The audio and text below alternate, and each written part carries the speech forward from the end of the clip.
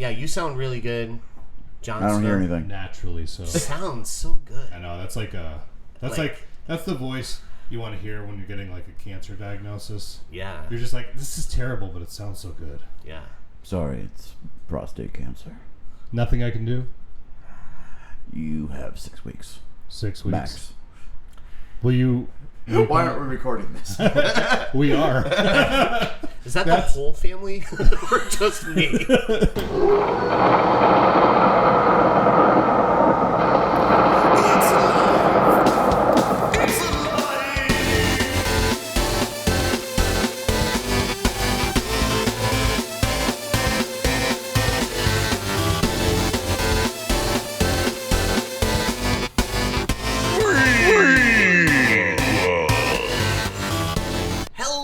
Beautiful freaks, and welcome to a brand new episode of Frequels. It's our spooky season. This is EJ, and I am also with my co-host, Mr. Rory Colorasi. How are you, sir? I'm doing fantastic. We're doing another week of celebrating the Halloween season. Spooky season. Spooky season. Covering all horror movies that have something to do with Halloween, I guess. And pumpkins, maybe? And pumpkins, maybe. Yeah. There's like a pumpkin in every movie we've done so far. That's true. Yeah. Hey, real quick thing before we start. I actually just built a haunted house for my cats. It's a cat toy. My God. Mm-hmm. Shut up. Yeah. Are you serious? Yeah, I got pictures. Oh my gosh. Yeah, it's pretty cool, and they immediately started destroying it. This thing. Yeah. Pumpkin went in there for a little bit. He was like king of the castle, and I'm like, yeah, he found his place in life. And then he started to destroy it. And I think that's like a metaphor for life. Yeah. You find what works for you, and then you have to destroy it from the ground up. He's like, I own this, and then just destroys it. Yeah, he's like, this is my house. This is my house? I do what I want with this. Also joining us today, a very special guest, one of my favorite people in the world. He's beautiful, he's handsome, and that voice of his... Well... Guys, it is John, New Messiah Snow. What's up, baby? I'm doing all right, man. Beautiful and handsome. You're just dishing out the compliments today. You know how it is. Gonna make me blush. Dude, and happy belated. Thank you. Happy belated birthday, Jon Snow. Metal Messiah. Metal Messiah. On his Metal Messiah birthday. Just turned 27 for like the 13th or 17th time or something. Oh, wow. There was a little drummer boy at his birthday party. And he did a whole solo. Wow. Can you leave the manger? We just like gave birth to this baby. And the drummer boy's like, no. That's how it went down. Is that why you were making that noise before? Yeah. Because of that cum they told you? Pum. He's like, and you were like, yeah. Blast beats. This is a very lowbrow show. Well, it was funny when one of the wise men showed up as Frankenstein, and they're like, no, it's supposed to be frankincense. And he went, oh. Monster forget frankincense. And he just stormed out of there. Left it in other tattered jacket. Gotta go. And then you just hear him outside. I blew it in front of the Messiah. But so that all happened at your birthday, right? Flying, everything. What was the Wolfman wearing? That's what America wants to know. Yeah. I got nothing. You got nothing? He didn't bring silver, I'll tell you that much. Oh, sheepers. That was a gun. I got it. That's very accurate to what a gun sounds like. Yeah, I thought so too. Yeah. I don't know what the big deal is about. Yeah. What's the big deal? But guys, what's new? So John, what's happening? What's up? Not too much. I just got out of band practice. Big surprise there. Yes. Living at the studio these days. Yeah. We're doing live rehearsals for our Slipknot tribute. We're doing our first show this coming weekend. I'm sure it'll be past by the time this episode airs, but we got that happening. We got a Metallica tribute. We're starting in October. Our first show, October 19th. And that's pretty rad. Oh, I think this is when the show, this episode will air. Yeah? It's October 16th. maybe? I don't know. I don't know. Well, then in that case, I don't this know weekend, I'll be playing with my Metallica tribute band in Pearl River, New York. Wow. Yeah. All Look at that right. timing. Hell yeah. Good week to have you on. Yeah. Well, I mean, I really have a show most every weekend, so That's I mean, true. it's kind of. That's true. I'm off the 12th Oh, well, look Oh, at for a that. change. Yeah. What are you going to finally. do? Me and the wife were going to ride a train to Jim Thorpe with some friends of ours. Well, that's, Well, that's awesome. Yeah. Now, what Yeah, era? I think you just blew past that. You were like not interested. No. He's What like, I'm era gonna of take a train ride. You're Metallica? like, yeah, sure. Yeah, sure, whatever. I want to talk about Metallica. What era of Metallica? Well, the band's called the Black Album. The whole idea is we're going to play the entire Black Album from the back, from the end to track 1. And then we're Nice. going to throw in a couple like older songs from the first 4 albums. We're doing like For Whom the Bell Tolls 1, That's stuff awesome. like that. Fade to Black, perhaps. Yeah, that's gonna. We haven't started it yet, but it's coming. Yeah. Yeah. I love like Metallica in that era from like I think like their first like 5 albums. Their first 4 are like masterpieces to me personally. I love like Injustice for All quite a bit. Metallica's never been one of those bands I really got into, but like the more I play their stuff or like perform with bands that do it, like I learn to respect them more. Sure.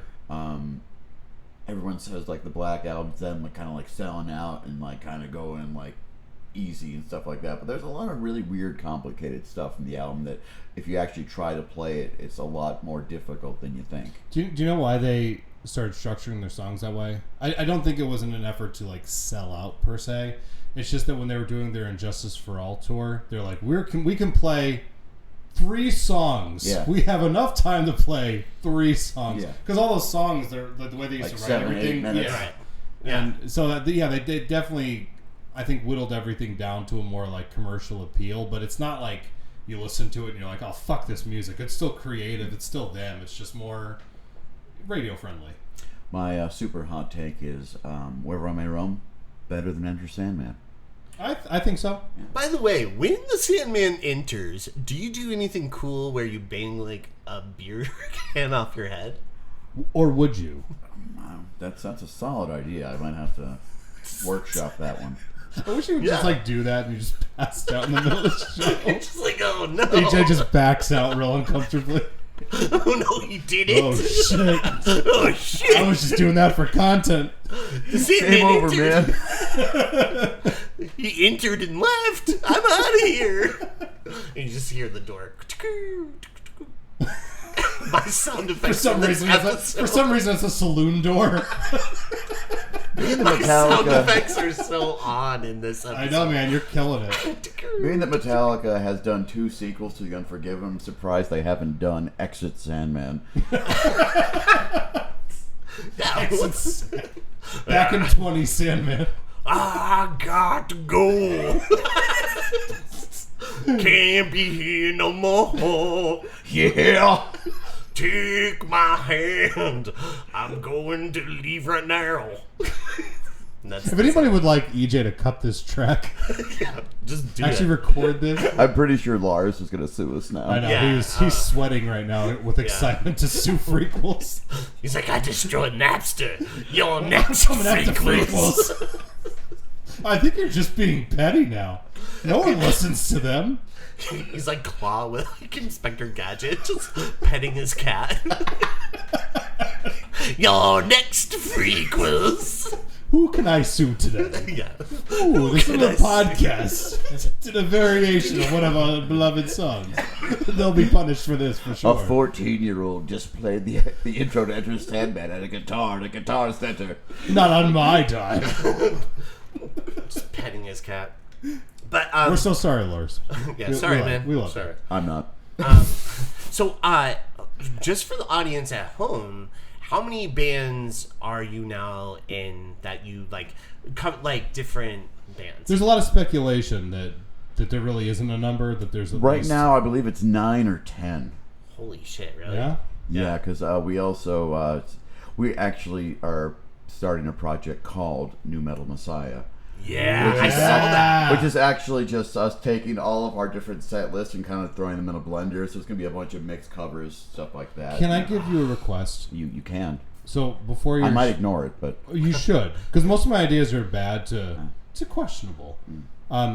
Before you guys come out on stage, can you get a recording of me just going, Metal Messiah, Jon Snow? And then who cares about the rest of these guys? Yeah. Yeah. You can That's actually funny because a lot of the members of the band that I'm in, they were in a band once, and it was called... I'll change the names for legal reasons. Say the band was called Overdrive. The singer of the band actually changed the name of the band in all the advertising to like Steve Mitchell and the Overdrive Band. Oh, that's arrogant. Yeah. So, Yeah, you don't want to be that guy. Yeah, so I mean, maybe New Metal Messiah is good. You can leave my name out of it. How about this? How about Metal Messiah, Jon Snow, and the rest? We'll go like Gilligan's Island with it. And the rest. and the rest. It's like, oh yeah, they mentioned me. I'm okay with this. Yeah, I'm part of the rest. Part of the rest. I know my lot in life. Hey, hot chick at the bar. I'm part of the rest. She's like, wow, you're less interesting than that Metal Messiah guy. But yeah, you should have Rory do your intro. That would be awesome. Or like I could just drunkenly show up on stage and just botch the line. Hey, I mean, Yeah. Hey, Metal Messiah. Crushed it. Nailed it. metal. Meadow. Meadow. Gotta be part of the rest. So Get him out of here. is there like an Avril Lavigne? Are you like? Lots of speculation. Yeah. What's going on with the? Well, the Avril Lavigne Tribute's first show will actually be New Metal Messiah's first show as well. We're playing in Oliphant December 14th Oh my at gosh! Bar and Awesome. Company. Hell yeah! So yeah, we I'm just excited for announced that. It's funny because my birthday is actually the same day as Avril Lavigne's birthday.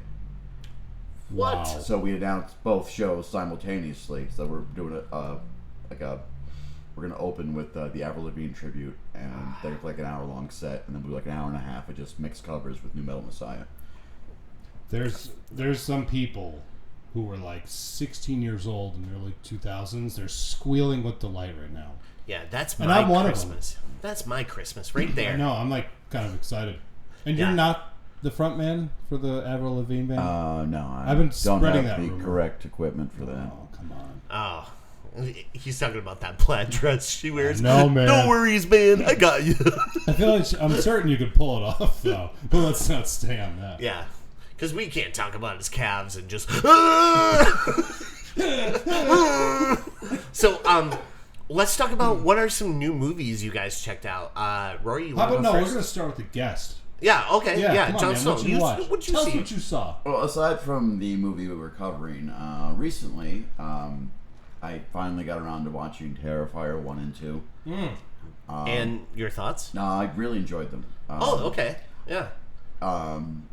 Very different feel, because I wanted to catch up so I could, one, listen to the frequels episode for Terrifier 2. Was it very disappointing when you got to the episode and you're like, I put all this work into it, listen to it, and Yeah. I don't think you guys hit your groove yet. Oh, Right. Yeah. I think that's when we were still we're pretty still lame. not quite where we need Still to be. fucking terrible. No, because it was weird, because I listened to the episode and, like, it was like 4 minutes in and you were already talking about the movie. I mean, well, we're at like 20 minutes right now talking. We haven't even mentioned what we're talking about. Yeah. Yeah. I mean, Oh, so you wanted more banter? yeah, I need more banter. There Okay. wasn't enough drywall references. It was weird. This was before Drywall. I know. That didn't pop up That's until crazy. the Young Vince's version of the Hellraiser Bloodline episode. I know. We pinpointed the origin of it. Yes. I was there. Yeah. So yeah, this was pre-Drywall. So, Dark times. So you saw Terrifier 1 and 2. Yeah. And you like them. Yes. Yeah. I'm really looking forward to Terrifier 3. It's probably my Me most too. anticipated movie for the rest of the year. Yeah, I'm actually excited for Terrifier 3. I didn't really like the first one. It felt like a highlight reel of special effects makeup. Can I tell you Becca's response to it? Yes. So like when Becca and I were watching the first Terrifier, she's like, "Why does this look like a Pizza Hut commercial?" Because it's like it's not lit well. It's very flat, but it's got like moments in it that are And Book It and yeah. Personal Pins and I've heard it Get said- Your Land Before Time puppets. yeah. I've heard it said that Terrifier 1's kind of like a proof of concept. Sure. Yeah. And they kind of expand upon it in Terrifier 2. Yeah, because 2 looks more like a movie. Yeah. You know? Yeah. It needed an editor a little bit, because, boy, that movie's long. That's like 2.5 hours. Well, I guess they wanted, it was like, since it was like crowdfunded, they're like, well, we're going to give everyone their money's worth. Yeah, because I give a big old pass to them for stuff like that. I'm like a little more critical of certain like filmmakers when they don't know when to cut things, but these movies are very like punk rock. They're just doing whatever the fuck they want, and I think they should. They shouldn't listen to people like me. Just make these like these anti-corporate movies. Yeah, I love it. It's awesome. The second one, I liked way more than the first one. Yeah, well, I think most people did. Yeah. Although I feel like there's a moment in the first one that seems to be like the moment everyone talks about within these epic. films. Yeah. It's like very mean-spirited, a little rough, but it's creative and, horror rocks. Horror It's movies the first time rock. I ever saw someone get sawed in half that way. Mm-hmm. So that was pretty interesting. So you watched Terrifier and Terrifier 2? Yes, I watched them like back-to-back nights. It was a good time. Anything else? No, not really. All these band practices and you kind of don't really have time to watch too many movies. Yeah, that's true. I know what it's like as well. Yeah. Yeah. So that actually, this actually leads me into what I watched, because I watched something kind of comparable to Terrifier and Terrifier 2. Land Before Time 7. Oh, yeah. Yeah, Beck and I are trying to blow through that whole franchise. There's like 14 movies. So it dawned on me that at part 7 I was halfway through. Oh my gosh. I'm just going to say this. They're very enjoyable. Okay. They didn't hit the Have they gone jump to the space shark. yet? What's that? Have they gone to space yet? No, they're not in space yet. Are they in the hood? They're in the hood. That's where they're at right now. Yeah.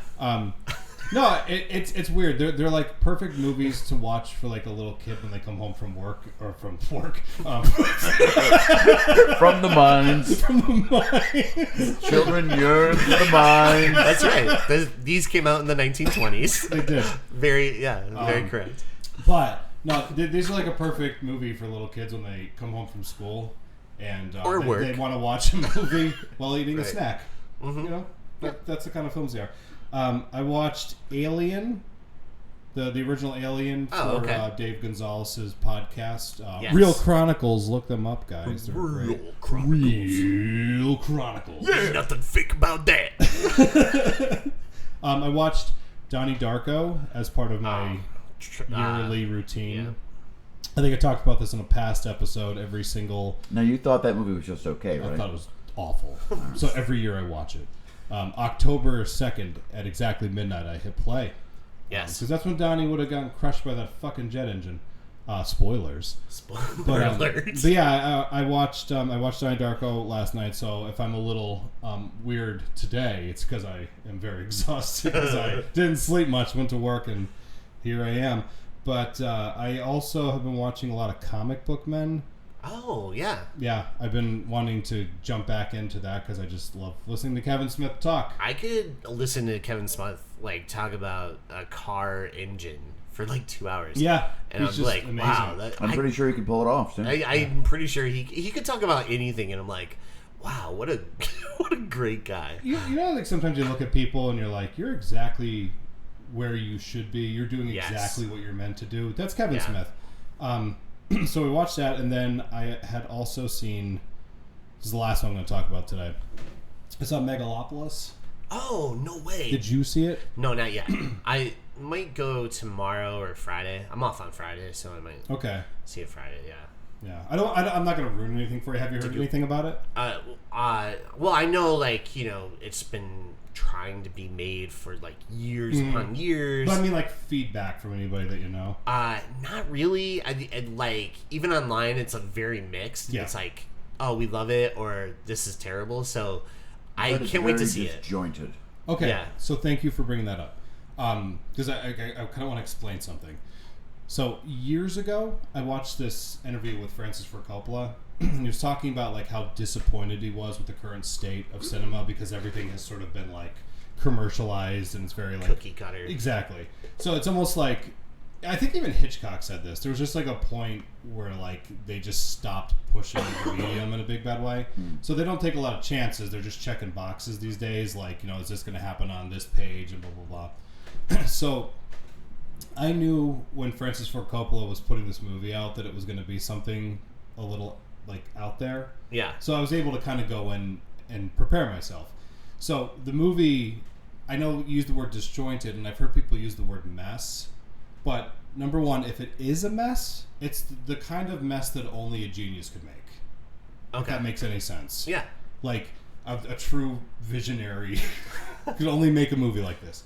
And then the other part of me is just wondering if like this was just the intention, is just to make something for audiences that was like, hey, let's just make something that's almost akin to like an art film. You know, it's not what you're expecting. It's not going to be structured like that. The lines are not going to be read the way that you're used to. It's a fascinating piece of cinema. So the best thing that came from it was after the movie was over, Beck and I were walking out, and there was this group of kids. Like, they couldn't have been anywhere between like 17 and 20. Like, they were young. And they were just having like this feverish debate about it. Like, they were like, you know, some pro, a lot of them not so much. Yeah. But I love the fact that there was a conversation that came about, because like sometimes people walk out of movies like, how'd you like it? And they're like, it's the best thing ever, or like, what'd you think about it? It's the worst thing ever. But most of the time anymore, it was okay. But this was like a movie that like stirred a lot of feelings in people, and like, you want to call it a mess, I would love to have more movies that were actually worth having conversations about. Yeah. So it's a tricky one to recommend to people, because I can totally see somebody being like, what the fuck is this? But it's special. And I love Coppola. Yeah. I just do. I think it was like 2011. I was at San Diego Comic-Con in Hall H, and he presented a movie, right? And it was like different clips from the movie, and he was there with like Val Kilmer. Was that Twixt movie or whatever? It was Twixt, yeah. And I still have like the Edgar Allan Poe mask that they handed out and stuff. But I just remember I was like, oh, cool, I can't wait to see that. And that movie was like very strange, very weird. And a lot of people were saying, they're like, oh, he lost his touch. He's like out of like... And I remember watching that going, yeah, the movie is very strange and weird. And even at the like Hall H, like him showing the different clips, I'm like, I could understand a lot of people not feeling this, but I loved it. I thought it was cool. Man. Yeah. I think that he's just one of those filmmakers, like George Lucas is like this too, where they all just seem real fed up with the industry, because it is so, like, I don't know. They just decided like, we're going to get a bunch of people in suits to kind of come in and just kind of control everything. Mm-hmm. And sometimes those people in suits can come up with some good stuff. Like, they can sometimes help guide movies into greatness. I understand that. But like, not everything needs to feel the same fucking way. Yeah. So like, I think like Coppola and Lucas, they're just like these guys that just want more out of the medium, because I think the way Coppola explained it was, he said something like, cinema's only ever been like 12%, 13% utilized to its fullest potential. And sometimes I wonder that, because like, we're all just like, I always hear people try to like pick plots, and they just kind of go over like plot holes and stuff. And I've talked to you about this on the show before, where sometimes I'm like, I can forgive plot holes if it's like in the sake of having like a moment, like an emotional moment or some kind of powerful moment in the movie. Yeah. It's like, I think people just want everything to be so goddamn realistic in their fiction. Yeah. Just so grounded and stuff. And I'm like, why do you want it to just be unremarkable? Right. But I think they're like responding to that. And I think Megalopolis in a lot of ways is very much like, it's just kind of like anti. But again, it's just go into it with a real open mind. No, I have a feeling, well, there's so many times, I'll go see something and I might like it and a lot of people don't. Yeah. I'm just used to that. It happens, whatever, No, man, I feel like I'm going to love you. it. That's one of the things I do like about you, is that you're not I'm just going to go with the flow type of people. Like, some people agree to be agreeable, or they don't have like the strength to actually stand behind their opinions. But like, you're like, no, I saw something good in there. Yeah. There was some merit in that film. Rocky Five. Rocky Five. It's nothing's more infuriating to me than when people just kind of like completely write things off. Yeah. You know what I mean? It's like, well, I didn't like this about this movie. Plot hole. This movie sucks. And you're like, what about all that other cool shit? Yeah. Spider-Man 3. Love Spider-Man 3. Long defender of Spider-Man 3.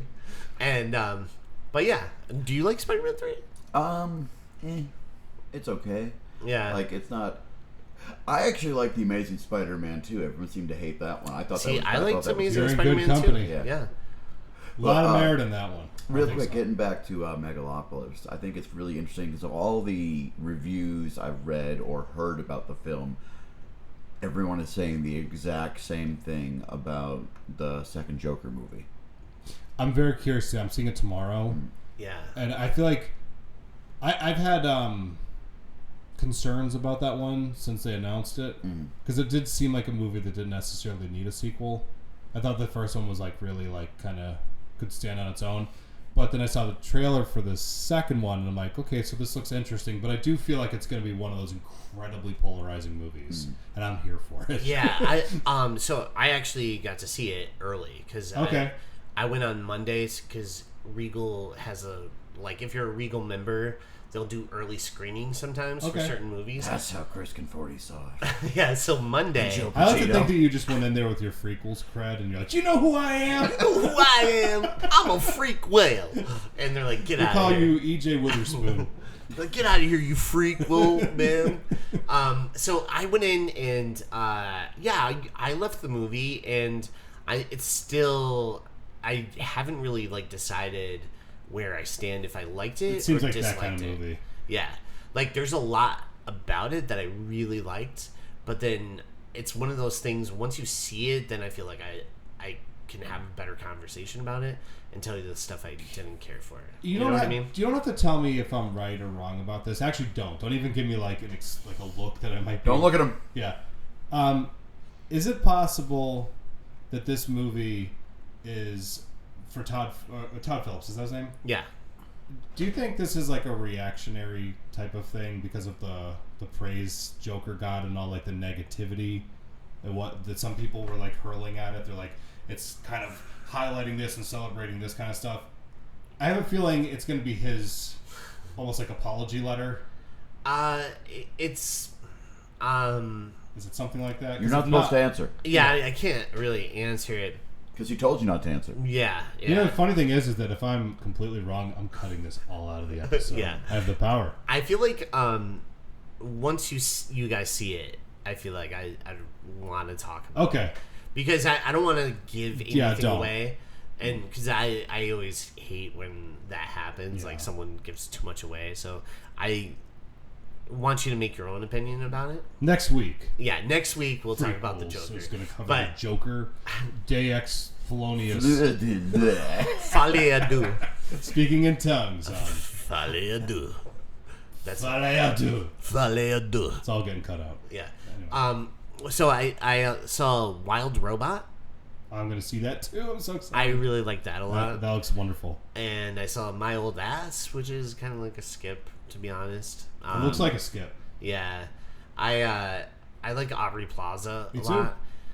Just go see her Megalopolis. I was going to say. Yeah. Go see her Megalopolis instead. And so for Megalopolis, I've been watching a lot of Dustin Hoffman films leading up to it because I knew he was in it. Yeah. And so I was like, he's wonderful.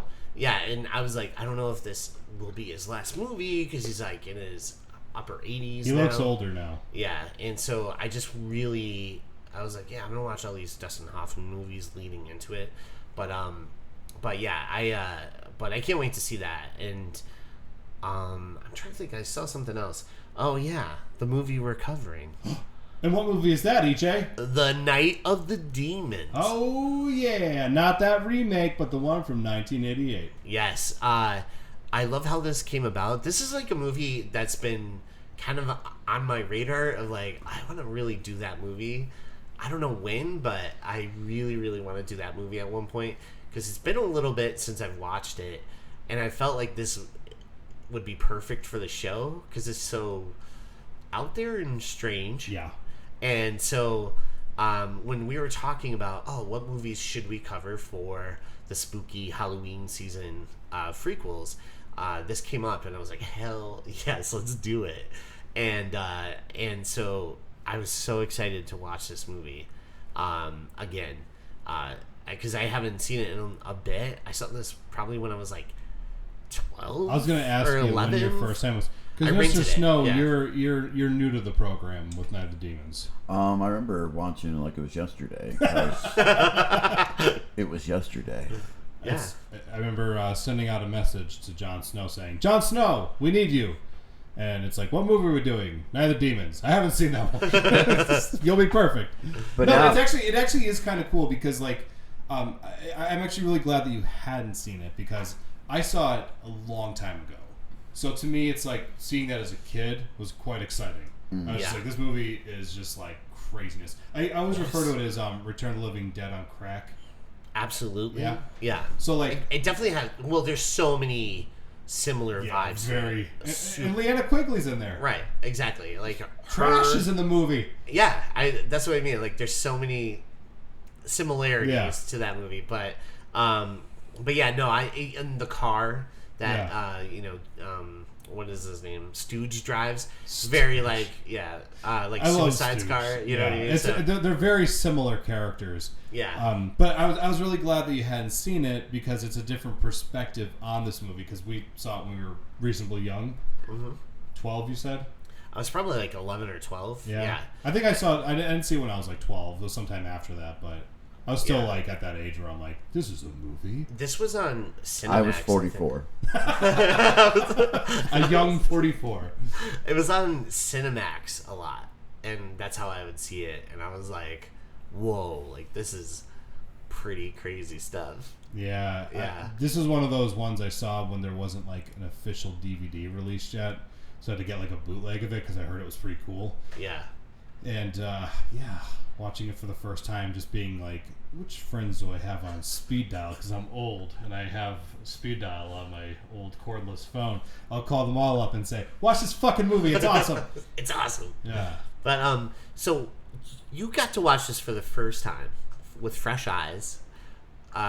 You watched it twice, you said, right? Yeah, I watched it Monday night, and then I watched it last night just to refresh myself and write some notes down. Yeah. I actually decided to write a couple things here and there. Stay tuned to the end of this discussion to hear Jon Snow's thoughts.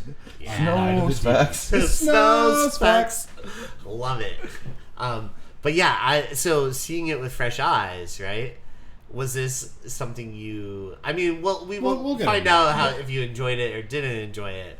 But seeing it for the first time, were you like kind of pumped, or was this kind of like?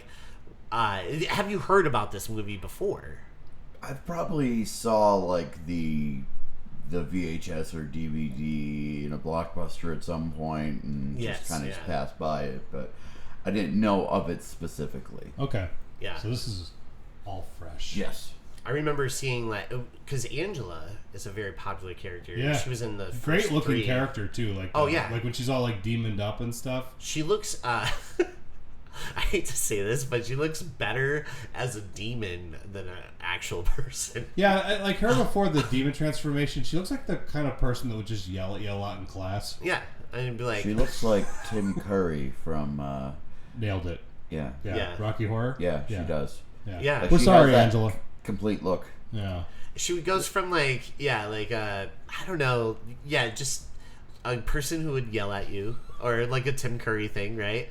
To like Fairuza Balk, from The Craft. Yeah. When she's like demonized, I don't know, right? Yeah, I got you. See that a little bit? We're all there. All right. We're all on the same page. But let's get into the breakdown of this movie. The breakdown. Okay, so this film starts off with an awesome animated title sequence, which is I always love animated title sequences. They're so cool. It was glorious. I mean, it's just so 80s. You got that. You got the synth playing behind it. It set the mood very well. Yeah. And I like the theme because it is, like you said, like a little synth, and it's playing like very spooky type of like almost like organ type music, but not quite, you know? And I love, we get the layout of the funeral home a little bit, a couple like graveyard things, and then I love the match cut. It shows like this pumpkin at the end, and transition. Oh, that fade in. That was probably like one of the coolest parts of the movie. Yeah. There's stuff like that. You're just there's some cool shots in this movie. Like, lots of creativity. Yeah. And that match cut, like, in transition from the cartoon into, like, the actual, pumpkin, I was like, all right, this movie rules. It's also because it probably took a little time to get that right. Oh, my gosh, yeah. And it looked great. Yeah. And this is when we meet Stooge. Oh, by the way, my notes. Cool opening credits. Oh, yeah. Cool opening credits. Mine said pretty much the same thing. But. My other thing, the director, Kevin Tenay. Yeah. Music done by Dennis Michael Tenay. Are they related? Oh, they have to be, right? Otherwise, that's a hell of a coincidence. Yeah. Oh, you're Tenay? I'm a Tenay. Wow. But what's your first name? Douglas? Oh, fuck off. Let me check my family tree. I got a copy of it right here. You're not on it, but goddamn it, I'm willing to bring you on. It was a family affair. So I extend an olive branch. So the movie starts, and this is when we meet Stooge, who is pretty much like a full-on Bulk from Power Rangers.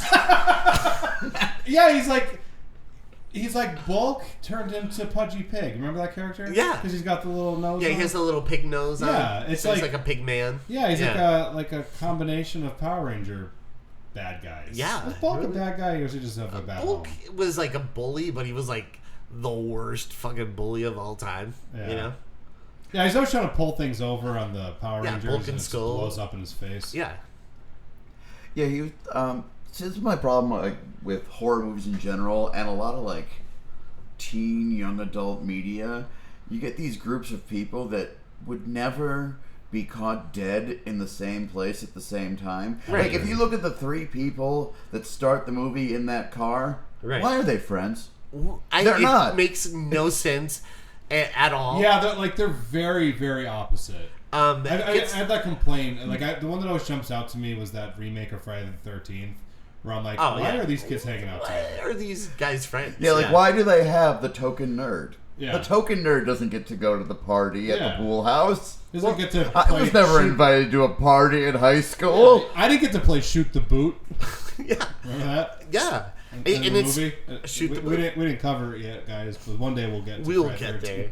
Remake. But the funny thing is, you're right. Like, he's in a car, so we have Bulk from the Power Rangers. We'll Stooge. just call him Bulk from here. Yeah, we'll just call him Bulk. So he's driving the car, and he's an asshole. Like, he's straight up just an asshole. The way he treats that girl. Yeah, She's poor like, Helen. should we turn here? He's like, shut the fuck up. Shut the fuck up, you fucking bitch. And I'm like, all right, like, chill out, man. And then I think there's probably a scene leading up to that one where he like asked her out, and she was like, "Oh my god, no!" He's like, "Fucking bitch." Yeah, and Helen seems like a pretty normal high school '80s student, you know. And then you have Roger, who's in the back seat, who we find out like later on he's the son of a preacher. Yeah, like why is he hanging out with these? And clowns? I'm like, why would he be hanging out with like Bulk? Like that makes no sense. I like Roger, by the way. He's great. He's like my favorite character because he's very sensible. Like as soon as there's he's even a like coward. He's straight up. He's like not though, because there's a sign of a demon. And he's like, I'm leaving. Right. Yeah. They're all like, no, let's go party and have sex in coffins. Yeah. He's like, no, I'm out of here. No, guys, hear me out. My dad is a preacher. I know all about this stuff. Demons are not good. Yeah. He is like one of those characters. I do love him, but he is definitely like has some, cowardness. But he redeems himself, doesn't he? And we'll get to that. Yeah. Roger's very human. First impression of Stooge, right? Yeah. Because he's in the car, he's got the pig nose on. Yeah. And we just came from this cool, low budget 80s feel thing. I'm thinking, is he wearing a pig nose as a costume, or is that supposed to be special effects makeup? I can't tell how low budget this movie is yet. Yeah, how low is the budget of this movie? Is he supposed to be a pig man? Is that who he is? It said in the script. It says Stooge, a pig man type. Yeah. So I think he's supposed to be a pig man. So we see these three, they're driving along, and then Roger points out this old man, and he's like, hey, look at that guy. And we just see this old man just walking down the street. And that's when Stooge is like, hey, Helen, you take the wheel. So he goes and he puts his butt out the window and moons this old man. But he doesn't, like, necessarily moon him. He just pulls down his pants and he has the coolest pumpkin underwear I've probably ever seen. Sure. They are pretty cool. Yeah. They'd technically be jack-o'-lantern. Oh, yeah. Jack-o'-lantern. Yeah. Or lanterns. Lanterns, Yeah. You got me there. So Before good. I could get there. Lanterns. And so then... It's canon now. So we see, he moons this guy, and then they drive off, and this poor old guy, he, like, dropped his stuff, right? And he's like, oh, screw you. And they're like, Happy Halloween, asshole. And they drive off. Yeah. As the cars lean. Yeah, it's like taking the corner. That like fat ass. So, as soon as it, like, turns the corner, this poor guy, he's, like, picking up his stuff, and another guy pops out, good old Sal. He pops out, and he has, like, a snake, and scares this old man again. I'm like, why so likable, Cass? Yeah, why are these guys so likable? Hard at it. It was a rat. Oh, it was a rat?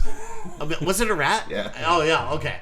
So it was a rat. But he drops his stuff again. He's like, you goddamn kids, I hope you all go to hell. Right? And then... This whole sequence made me laugh so hard. Yeah. Those kids are so shitty. That guy's so quick to anger. It's just glorious. And he, like, condemns them to hell. He's Yeah. like, I hope you guys all go to fucking hell. I hope demons come out tonight and give you what you deserve. And then we see Judy come along, and she tries to help this old guy Also out. scares the hell out of him. Yeah. And he's like, get away from me. She's like, I'm just trying to help you. And he's like, get away from me, you stupid bitch. Yeah. Right? No, he goes for a whore, doesn't he? Yeah. Yeah.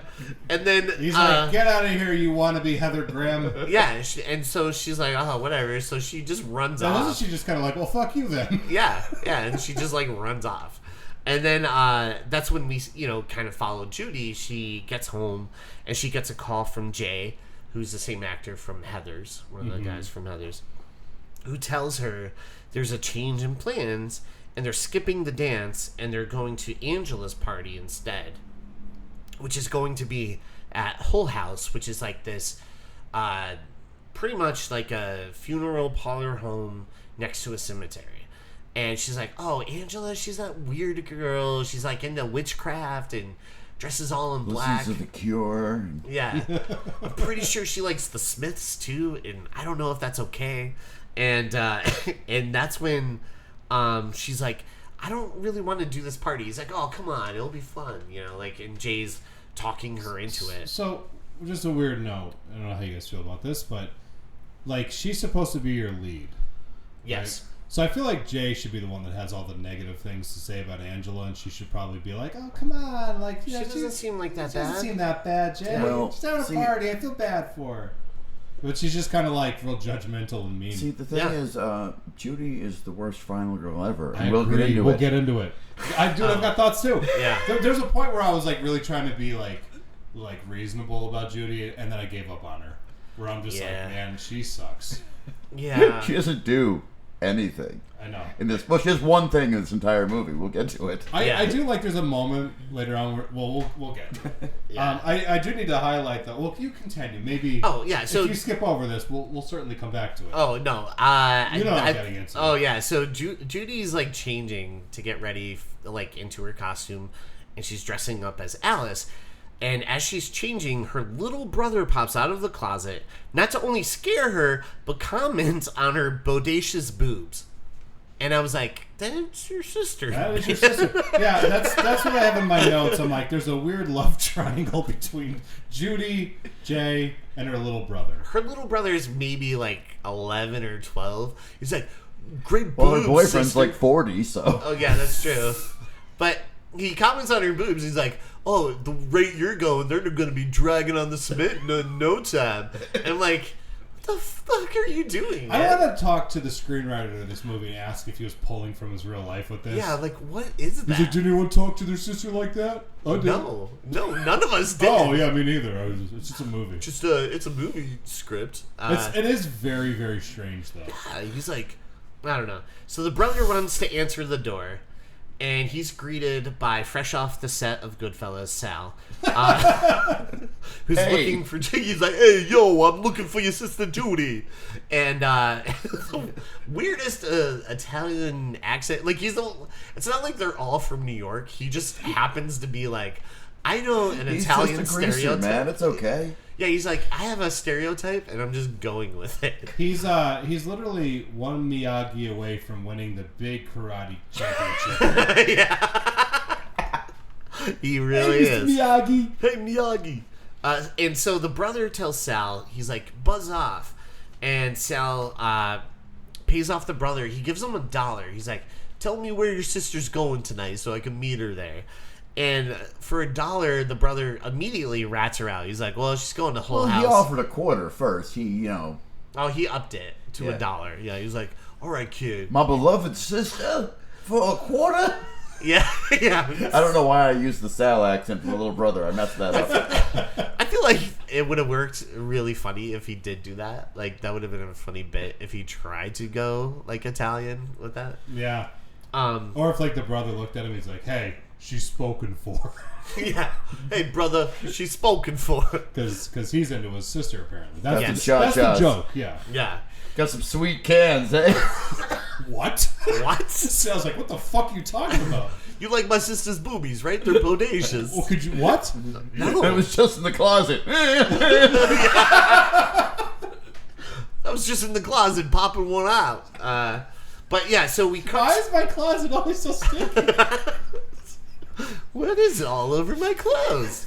So we cut to the local convenience store, and we see where Suzanne is serving as a distraction, and while Angela is raiding the store, stealing stuff for the party. And Suzanne's basically just like bent over, looking at the tide for like 5 minutes, and the two cashiers are just like, oh, man, she must like laundry. Now, for everybody at home, you're not aware of this, but sometimes when I need to steal stuff, EJ does that for me. That's true. He distracts the workers with his bum. Yep, that's right. And our shoplifting is it's lucrative. Yeah, it's a lucrative business. I'd like you guys to participate a little bit with this scenario because I feel like I'm sinking. So Throw him a life raft. Come on. Go on, something. And then we see, Angela just raids the store. She's getting all the supplies for the party. And at one point, she, like, signals to Suzanne, like, okay, we could leave, right? So they go outside, and Suzanne's starting to look at her, like, pocket mirror and putting on lipstick. She's like, Angela goes, what are you doing? What? And she's like, I'm doing a setup. She's like, I want to look good for the boys. Like, You did invite some cute boys, didn't you? yeah. But, like, the way, like, when she speaks for the first time, you're like, what? That's a hell of a voice. Yeah, she goes, I want to look good for the boys. Right? It's, like, so strange. See, like, up until this point of the movie, every line by every character is over-delivered. Yes. And it takes you a couple minutes to get into it. Right. Like For sure. It's Yeah. like it's very stylized or Yeah. bad. I don't know. It's one of those two. It was I either a creative choice or no one knows how to act. I'm not sure. Yeah. We'll go with the want former. to be nice and say it's the former. Yeah. I will say though, I think this is Leanna Quigley's second time on Frequels because she's in Silent Night, Deadly Night. Right. Yep. Was there another one? No, I think this is it. Like, I think this Second is her time. Second time. Yeah, second time actress on Frequels. And you know what? We'll be hearing more from her because she's in a lot of these movies. Yeah, she's in a lot of these 80s. She's like an 80s movies. star, yeah. Yeah. And I don't know if it's so much for her acting. I'll just say that, right? Like, What are you implying? nothing. Yeah, I find it interesting because the first time I watched this movie, I was watching with my wife Elle, and we just had the scene with the girl changing the blatant ass shot. Thumbs up for that. Why not? Sure. And then we start the next scene with the girl just bent over for like 3 minutes straight. She's like, I can tell they really respect women in this movie. I'm glad she got that from the movie. Yeah. I that's also good. thought that was pretty Yeah. respectful. I thought so too. Yeah. So at Judy's, Jay arrives to pick her up for the party. Dressed like Miami Vice. Yeah. And she's like, "Oh, where's your costume?" He's like, "Yeah, I don't know. I'm too cool. I'm too cool for that." And Why does everyone have Sal's accent now? Yeah. And then he meets Judy's endearing brother, who's very nice to him. Just kidding. He also treats him like shit as well. Yeah. The brother's like, You're just after my sister because of her bazongas. And Or I'm like, cha-chas. Yeah. I wish the mom was like, could you please stop saying that to everybody that comes to the door? I know, that's what I thought You too. just got done accusing the pizza man. It's like, can you just stop? And then he She's also like meets... really upset about it. It's like, could you please just stop it? Stop it, You're please. embarrassing me. Hey, before we go any further with that, I like the Halloween decorations. Oh, I do too. There's a cat that looks just like baby Ella.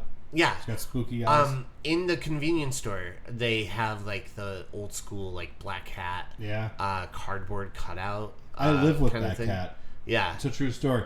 Also, there is a cartoon on TV that little boy's watching. It's horrifying because it's like a bunch of flies. It looks like they show up at the house with like a big giant spider, and they open the door, and there's like a fly caught in like, it looks like a hammock made out of a spider's web, and it's just shrieking for its life. And I'm like, this is scarier than anything that happens in the movie. Yeah, it really is. And I'm like, get those fucking flies out of there. That really upset me. But I don't know if you noticed, those decorations in the convenience store are the same ones the mom uses at the house. And I don't know if that was just like... They didn't have a lot of money. Let's just recycle those and put them in the next scene. Because those are the same exact It's sort of decorations. like in Halloween when they would like have to use leaves and then gather them up for the next scene. There's just like all these shots of just like taking all the Halloween decorations down. All right, we have the gas station.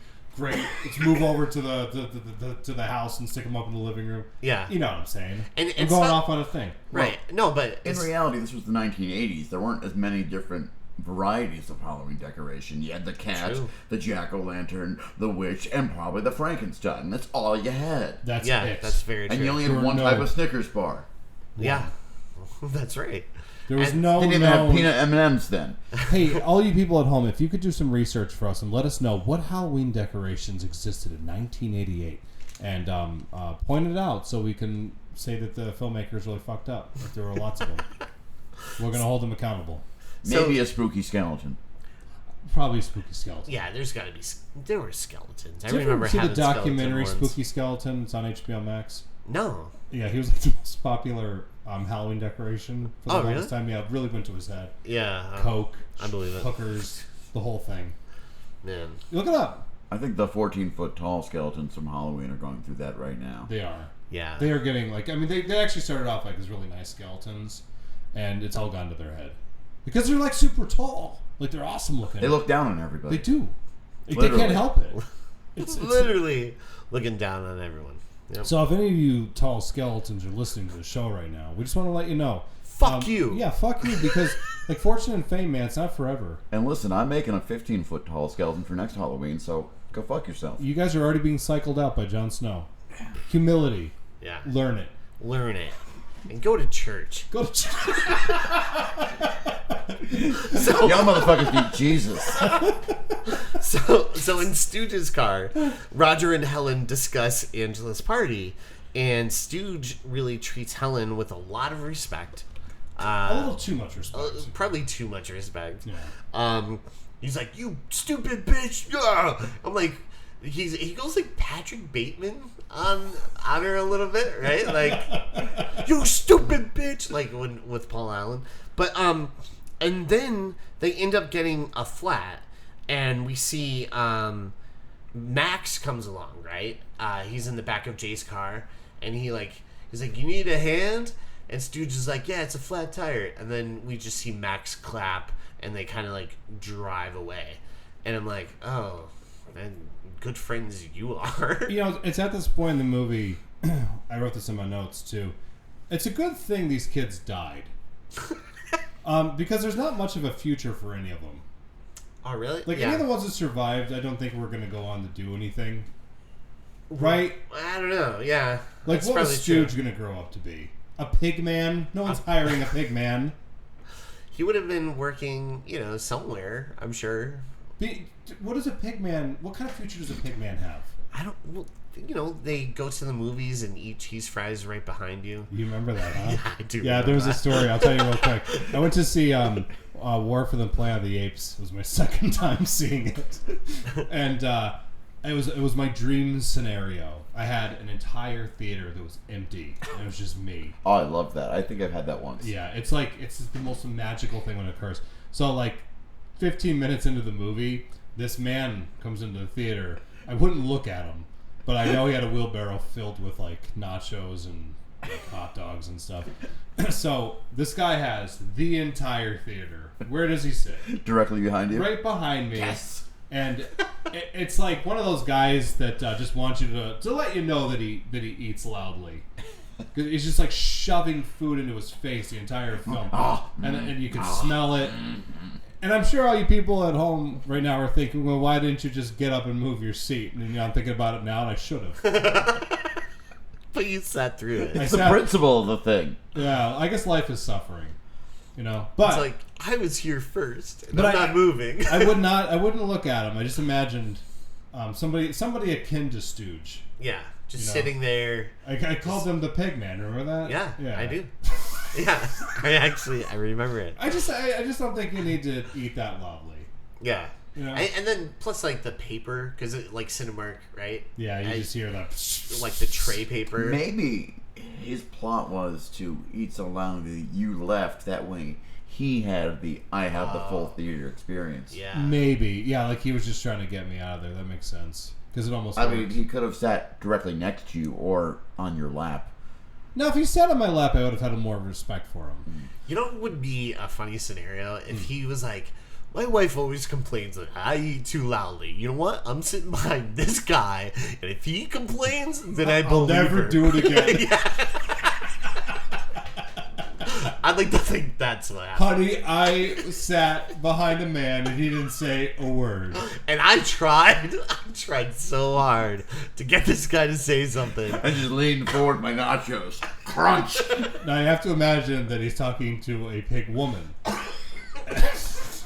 they're like next to each other at a trough or something. Oh. Yeah, they're just talking. They have like a little pig family. Pigs need love too. They do. Yeah. But if this guy is listening, if you're out there right now, I just want to let you know, War for the Planet of the Apes is a fantastic movie, and my second experience was ruined by your poor eating habits. Ruined. And you were loud, so your experiment didn't work. You failed. I just feel like, God damn it, there's some people out there. Yeah.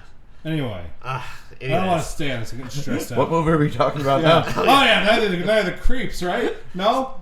Neither demons? Which one are we doing? Neither the Who demons. cares? Let's just go home. So the friends arrive to Hull House, and we see this old funeral home next to the cemetery where this party's being Real held. quick, I just got a comment. Now, it's Hull House, right? Hull House, yeah. Hull? Yeah. Okay, because the first time I watched it, I thought it was Hall House, but I guess I misheard it. And I'm like, all right, Hull House. I mean, because you couldn't call it Hell House. That's too on the nose, and Hill House has already been used. So, right. What do you got left? Hull. Hull work for everyone? Yeah, sure. Sure. I knew a guy named Hull in high school. John Hull. He was pretty cool. Well, yeah, No, let's do that. as they're driving the car there, Max is telling the story of Hull House, too. Yeah. So Max and Franny get picked up, and they kind of give like the rundown of the history of the whole family massacre. Like, this whole family was killed in this funeral home, and all this crazy shit went down. And then as they park the car, Max points out the wall. He's like, hey, come here, check this out. There's actually a stream that runs under this wall. And this is going to be pretty important later on if you don't listen. You guys should probably be taking notes. You guys should write this down.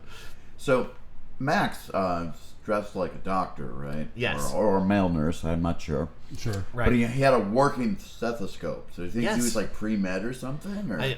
You know what? Because he could have became something, maybe. If he he was might smart have. enough to own a real stethoscope. Or it Maybe. could just be part of the costume. They don't give you real stethoscope.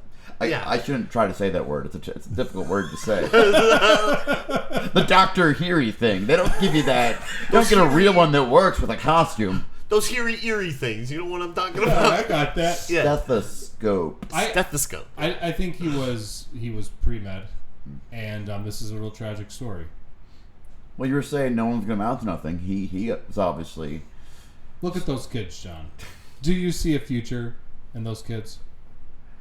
Go ahead. I think if anybody, I think Max had the best shot. So he was like slumming with those kids. I think. Max, there's probably like a scene where the dad's like, "I don't want you hanging out with those scumbags." Oh, his dad was a doctor. Maybe. Yeah. Oh, who took my stethoscope? Who took my hearing thingy? My doctor's ears. My eerie thingy. I can't help people tonight. But without my hearing thingy. So yeah, Max walks over to this brick wall and he puts his like stethoscope, eerie thing next to the wall. And he's like, "Yeah, I'm looking for a heartbeat."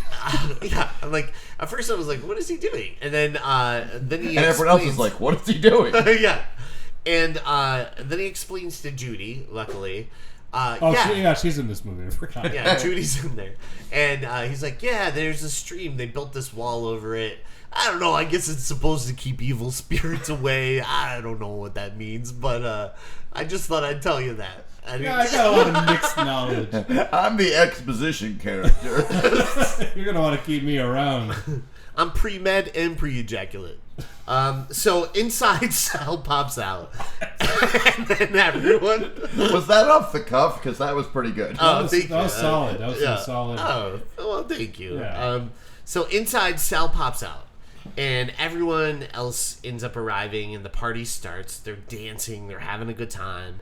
And that's when the music cuts. And Angela suggests, like, maybe we should play a game or do some kind of fun thing. And can we comment real quick on the white people dancing? Oh, it's pretty bad, I feel like. Is there any dancing that stood out besides Angela when she gets her solo? I asked you that question. Oh yeah, all right. You're the dance guy. Yeah, I mean, I saw there was dancing in this movie. I'm like, I can't wait for EJ's input. Yeah. All right. There's a lot of bad dancing in this movie. All right, because I dance like that, so fuck. But Angela's probably, like, she doesn't really dance in the beginning of the movie, but she gets her whole solo later on. Yeah, she goes all like and Dakota Johnson and Suspiria. Did you ever see that? Yeah, she's like phenomenal. Angela is, I could understand why they brought her back for like 3 movies. Do you know what I mean? Because she really is like a standout looking kind of character. Yeah. I don't know. But anyways, Angela suggests, hey, why don't we do like a party game or some kind of like cool thing since it's Halloween night? Before we go forward, just want to mention something. I really like the way they made this house look super spooky. Like, I like when they first walk in and there's like those lights kind of bleeding in through the windows. They're kind of like casting those really beautiful shafts of light. It looks like a spooky house. It does. I love it. Do you remember the Grindhouse movies that Quentin Tarantino and Robert Rodriguez did? Tarantino, is that a filmmaker? I guess. I don't know. But do you remember those fake trailers in between? Yeah, Edgar Wright awesome. had one, and it was called Don't. Yeah, Don't. I like that is what this reminds me of. I remember seeing Don't, and I was like, that's like Demon Night, and pretty much it just felt like Demon Night. When you feel like you should not go in this house, don't. Yeah, it's so good. Did you go to that Grindhouse thing, by the way? Yeah, me too. The double feature. Yeah. I saw it in kind of like a shittier theater too, which actually enhanced it. Oh, that's awesome. So I saw like the whole presentation, like the 2 movies, all the trailers and stuff. And for everybody who decided to sit that one out, you made a big fucking mistake with your life. I'm sorry. That's all right. I'm glad we have you here. Yeah. Let me verbally chastise you. So inside, they've always been on the list. I've just never gotten around to watching them. Dude, there's actually a DVD that you can buy that has the whole thing set up. Mm-hmm. Watch it. Well, I know Thanksgiving started as one of those in between. And I wish they kept to the aesthetic a little stricter, but but that's where it came from. Yeah, and out of the fake trailers, I think Don't was probably my favorite one. Going with the werewolf women of the SS. Yeah. Rob Zombie's getting my that movie looks like it would have been wild. I actually would have loved to see that. I would have preferred that over. Definitely would have starred Sherry Moon Zombie. And you know what? Good. Machete. Well, it's funny I because love her. out of those Grindhouse, we have 2 movies that were made now out of those trailers. Rob, you're up. Yeah, Rob Mr. Zombie. Hello. The world is waiting for your Because phone. we got Machete, and then we got what do you call it? Thanksgiving now. Yeah. So might as well. Yeah, come on, Rob. What are you doing right now? Nothing. So I don't mean that in a snotty way. Right. Just being honestly, your schedule seems like it's open. just do it, man. We want to see it. So they're playing a game called Past Lives, and for this game they need a mirror. And at first Roger's like, I don't want to play this, I'm gonna get out of here. And he goes into the next room, he screams, and he comes back and they're like, is everything okay? And they go into that room and you're expecting to see like a dead body or something kind of horrific, and it's just a giant mirror. Yeah, like the him screaming and like the fake out scare didn't really make sense in context. You know No. why? There was a shot missing. So he should have ran into the room and started like running and then saw his own reflection in the mirror and went, ah! Because I think that's what happened. Oh, okay. But like they don't show it. So Yeah. when you don't He got bother scared to because he thought he saw someone that was actually. yeah, he probably a thought he reflection. like saw somebody running at him. Okay. But they didn't decide to show that to you. Okay. So Yeah, good job, movie. Yeah, that was a weird call. Yeah, I don't know. because it's just very it is peculiar. Yeah. I was thinking about that when I was watching, where I'm like, this doesn't really track well. But No. have. So they start playing the game, and at one point they're all, all like kind of discussing, like Angela says a couple words, and they're all discussing, and that's when they're looking away and they're all like chatting with each other, and we see like this creature show up that looks like a termite face kind of thing, and It's termite Satan. oh, okay. Termites have their own Satan. Okay, termite Satan shows up, and but no one sees it. And then Helen looks in the mirror and she sees like her own death, where her face is just like, it looks like it's smashed open or whatever. And she screams, and everyone's like, "Oh, what's the big deal?" And then the mirror falls over, and it shatters. Very, Awesome. very slowly. It was like Yeah. an old person falling. It's like the first Austin Powers. It's like the first Austin Powers when the steamroller is like coming towards him. He's like, ah! That's basically how Now, the slow best part that about mirror this fell. entire seance scene is Roger. Yes. He's not even looking at the mirror. He's like, fuck you guys. This is some white people shit right now. I want no part of this. Yeah. Hey, was anybody else bothered by the fact that all the snacks were laid out on this really disgusting, filthy table? Yeah. That bother anyone else? So Uh, it jumped right out at me. Yeah. I'm No. like, there's gonna be like bugs crawling on that. Yeah. And there's definitely rats in there. Yeah. Definitely Who spiders. brought the snacks and decided to lay them out? Angela. Well, She but stole But yeah, them she all. stole them all. Yeah. But I mean, did she like lay them out like that? Yeah. She probably did. Oh, so she like got ready for everybody to show up. So she's actually like a really good. Yeah. host. She's like a good host. Yeah. Um.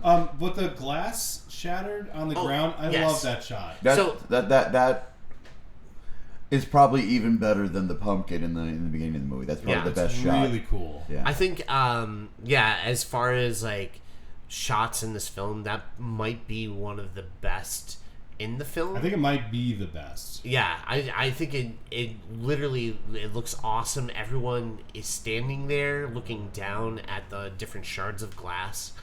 On Like the those ground. 12-foot tall skeletons. Yeah. Right. Looking down. And but I as they're looking at this glass, you see their reflection, and the way it's shot, it just looks so cool. Yeah. Because a lot of the people looking into the glass kind of turn out to be like the victims in the movie, Yeah. right? Like with the few exceptions of because I don't think Roger's looking in it or Judy. But like pretty much everybody else is looking at it. I don't think Helen is, because Helen's like freaked out because she saw her own death in a way. But that shot Much of an is just overreaction, if you ask me. Yeah. Like, if I saw my own death, I'd be like, oof, finally. finally. That's how I wanted to go. Exactly. I guess dreams do come true. Hey, also the music in this movie. I know we already talked about them dancing and stuff. Yeah. That fucking cool ass punk music that's playing. Yeah.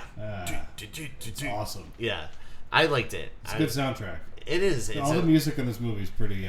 It kind of creates that like that 80s punk rock horror vibe. I'm very it's like Return of the Living Dead. Yeah. Except it doesn't have a "Do you wanna party?" You ever see that movie? No. Oh, you're coming back to that one. We're bringing you back to The that. zombie genre really is kind of a blind spot for me for the most part. I've seen the original Night of the Living Dead. I haven't seen anything past that. Ooh, you're coming back. Ooh, yeah. No, Don't definitely threaten me with a good return. time. Definitely return. It's gonna be the return of the living snow. Yes. But that movie, one song that I always liked was "Tonight." It's the best song in the movie. It's so Make good. Make love till we die. It's so awesome. It's so good. They're holding hands right now. Yes. So we are. they hear a noise come from the basement and they're like, what is that? And we get to see that this evil kind of spirit, the termite Satan, kind of sneaks out, and it goes through like the funeral home, and then eventually in a very Evil Dead kind of manner. Yes, I have in my notes. It's like I believe the filmmakers have watched The Evil Dead. Yeah, even absolutely. Even like that push in on the crematorium door. Yeah, that's very like Return of the Living Dead. Like that shot is like in the movie, and then it jumps right into like an Evil Dead shot. I'm like, is there a fucking Kandarian demon in his house? Yeah, evil forces going through, and then it goes into Suzanne, who's like kind of putting on her makeup, and then all of a sudden it just goes into her mouth. Yeah, and as demons do. Yep. And some of them want to leave, but Stooge tells them, "Eat a bowl of fuck." And I was like, that's a great line. That's a really good line. That's what you expect from a pig, man. Yeah. He's like, "Eat a bowl of fuck. We're staying." And I'm like, that's a really great line, and I hope more writers use that line. Do you think that argument has ever been used in court? What? Do you have anything to say to the defense? Eat a bowl of fuck. Fun fact. You're like free. I said, the first time I was watching this, I was watching with Elle. Yeah. And she was convinced she had heard "eat a bowl of fuck" somewhere else. Yeah? Really? Really? What came first? This did. Okay, but she good. was not aware. It was actually in an episode of Jesus Christ Super Cop. Oh. I'm not entirely convinced that's a real thing. It is. Oh, it is? It's on YouTube. Go check it out. Oh. Big fan, I'm assuming, those people who made that show. But Yeah. like, hey, I heard this great line, Night of the Demons. Yeah. I got a line for us. I got off No, but like she didn't figure it out right away, and it was like a day and a half later. She texted me. It's like, I figured it out. Jesus Christ Super Cop, episode 4 minutes and 26 seconds. I'm like, I don't doubt that Elle sent you that message with the timestamp and everything. So I can good. show it to you Classic on my Elle phone. Snow. So good. So It bothered her a lot, I know. It would bother me too. and she consumes a lot of media. I'm curious to see how she actually figured it out. yeah, she had to like maybe He's like laying in Google it. bed, he's like yeah. staring at the ceiling, Eat a sweating bowl of profusely. fuck. Where'd this line It's just come like playing like a record over and over. Fuck you, bowl of fuck. She's at work. It's like, eat a bowl of fuck. Eat a bowl of fuck. Eat a bowl of fuck. She just keeps saying it in different accents and stuff like that. She just got these books. She's just scrolling through. Her manager's like, hey, we just got an email. And it's like Jack Torrance. It's just like, eat a bowl of fuck. Eat a bowl of fuck. We just got this email.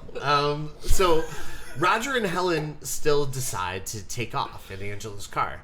And Angela's like, They give her the Suzanne's like, here, just freely. take Angela's car. She's like, like, what the fuck? what? You can't just give my car away. She's like, come on, we're gonna party. And they're like, make sure to open the gate. And they're like, yeah, okay. So Roger and Helen go outside and they take off. Well, we don't see them until a little bit. And then Now, to Jay... give some props to Leanna Quigley here. Yeah. Her character is super overacted and obnoxious in the beginning of the movie, but the second she becomes possessed, she is a completely different character. Yeah. Right. No, She's doing really the good. thing. Yeah. Yeah. I'm like, okay, there's range there. I mean, maybe she was obviously supposed to be that like weird bubblegum obnoxious, and like I actually really liked the job she had possessed. Dude, Right. There's a reason why Leanna Quigley is like a 1980s staple, because she is. She was like an icon of horror cinema. Yeah. No, she really is. Yeah. She's awesome. Yeah. I have a picture with her too. I got to meet her. Yeah, Really? Monster Mania.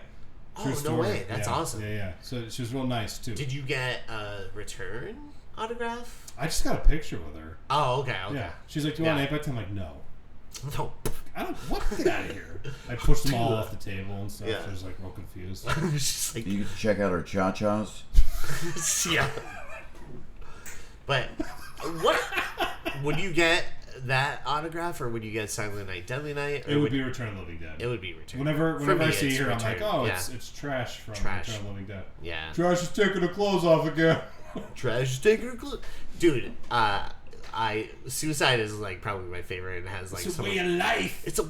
Yeah, that's my favorite. One of my It's favorite not a lines. costume. It's not a costume. I know It's a people way like of that. life.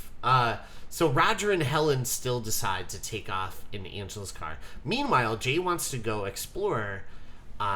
He's like, "Hey, why don't we go upstairs?" And he kind of signals to Max, and Max is like, "Yeah, let's go upstairs." And their point is to go upstairs with Judy and Franny to maybe get them alone and hang out a little bit. Studio thing. Yep. And so Yeah, Suzanne now. is asking Stooge, she's like, "Hey, do you want to go to the bathroom with me?" And she plants one on Angela. Like, she kisses Angela and kind of passes, like... And the guys were like, oh yeah. Yeah, the guys... Yeah, they're all like, oh, all right. So upstairs, Suzanne and Stooge find the bathroom, and Stooge gets a little scared. I kind of love that when he's like, looks into the room, he's like, whoa! And I kind of like Stooge a lot. Stooge is a lot of fun. Meanwhile, Jane... The best part of and it's Stooge's best moment when Suzanne decides to go with Stooge instead of Sal to the bathroom. And he's like, Yeah. maybe I'm in the mood for bacon. And he's like... yeah. just the way he delivered that, the face, everything was perfect. Oh, it's so good. Well, that is why he won for Best Supporting Pigman. He's so good. Yeah. But yeah, Tough so year that year, too, for Pigman. Jane gets Judy alone so he can make a move on her, but she's actually like too creeped out by where they are and the situation. He's like, Understandably. Well, you skip the part where Max gives yet another exposition dump about Yes. another terrible thing that happened in the house. in this house or Yeah. on this land Right. during the Chippewa tribe and the SWA and the other Native American things. John, listen to your voice. Yeah. It's so beautiful. It is. It's just like, I'm So like, good. man. Damn, it's Sorry. beautiful. You were just doing a thing, and I got real caught up in it. Listen, But I'm no, captivating. he gives another like exposition, and Max, that's his whole job in this whole movie. He's like, I feel like my character gives a lot of exposition. No, your character is really deep. But he's giving the exposition to the point where he's starting to get the nod from Jay, like, get the fuck out of here. Yeah, Jay's Get like, the fuck. get out of here, you know? Hold on, I'm almost finished with this text. Yeah. The Chippewa tribe. So then Entrails. Jay's like, does this guy know how to party or what?